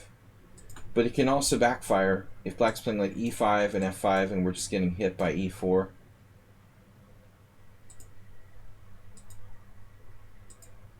Yeah, I don't know about knight c6. Knight c6 is weird. I've had a lot of people blunder and like lose. Do you have knight takes g5, h takes g5? No. This doesn't do anything. But knight c6 is kind of strange. c5 is pretty standard, I would think. We actually have it here? Does this work? It's a good question. I mean, I'm really not sure. Oh, of course, we have bishop h7 check. We have bishop h7 check, yeah. So you could take here.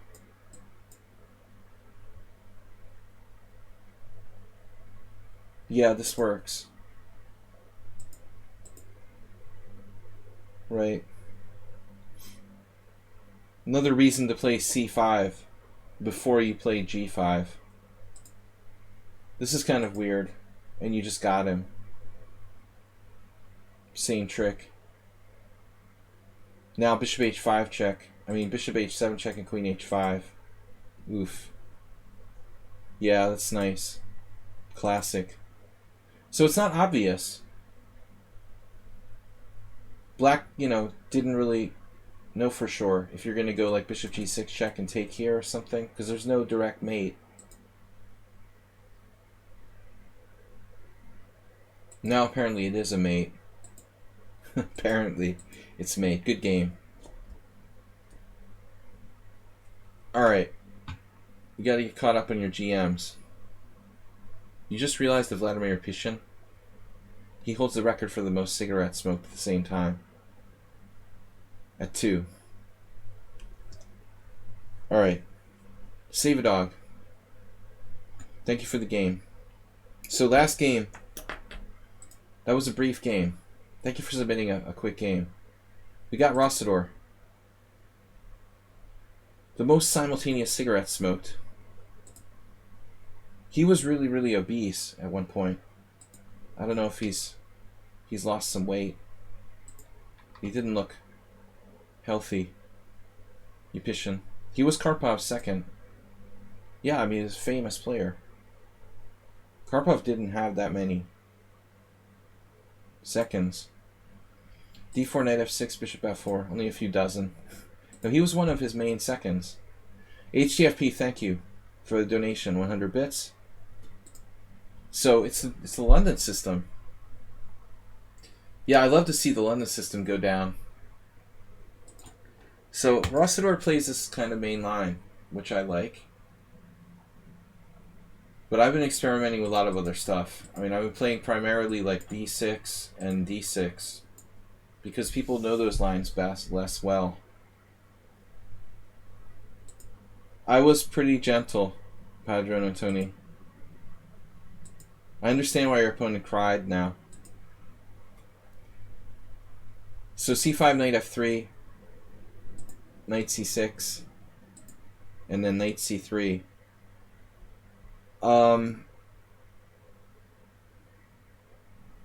So this is actually a variation. Weird. So non-standard. I've noticed a lot more of those games with d takes c5 lately. This has become like a real kind of main line. Rossador, I would make yourself familiar with this, because if you're going to play this move order, I think I usually... I don't know, I've played some games with CD4. I don't play this variation very much, but I would probably play CD4. How bad can it be? You're playing like a Caro-Kann exchange variation. I guess the C3 is more accurate. Black maybe doesn't have a pin with bishop G4 in that line.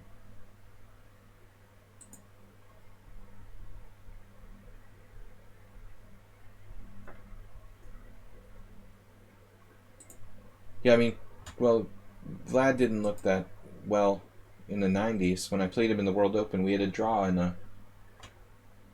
a classical Nimzo. I think I was white.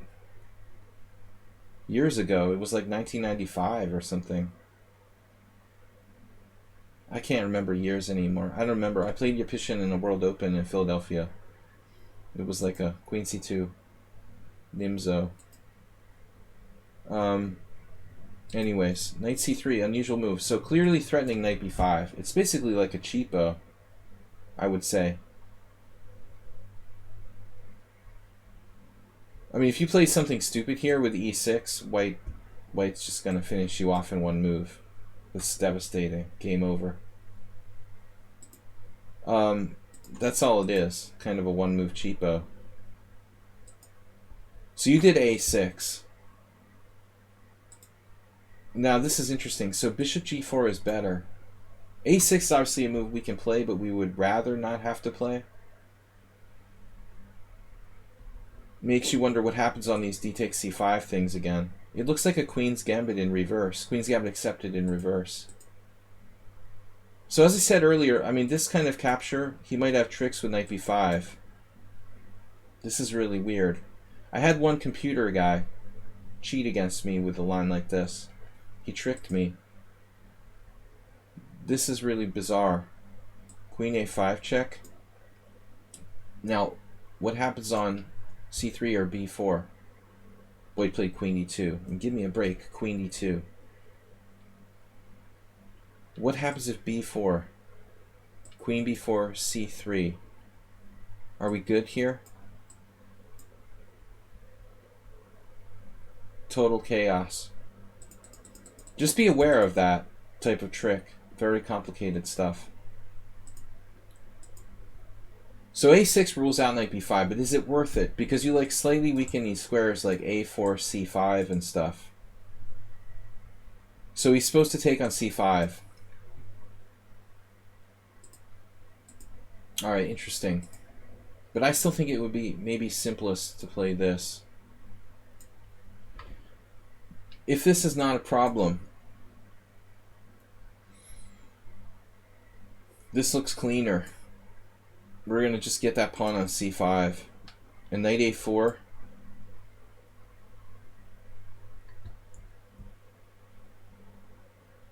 This is an interesting question.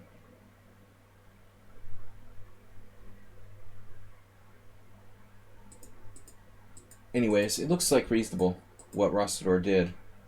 Get that bishop to g4 as fast as possible. I would say this transposes to my line against the Veresov. After cd, ed, bishop g4. White has a passive position with a bishop on e2.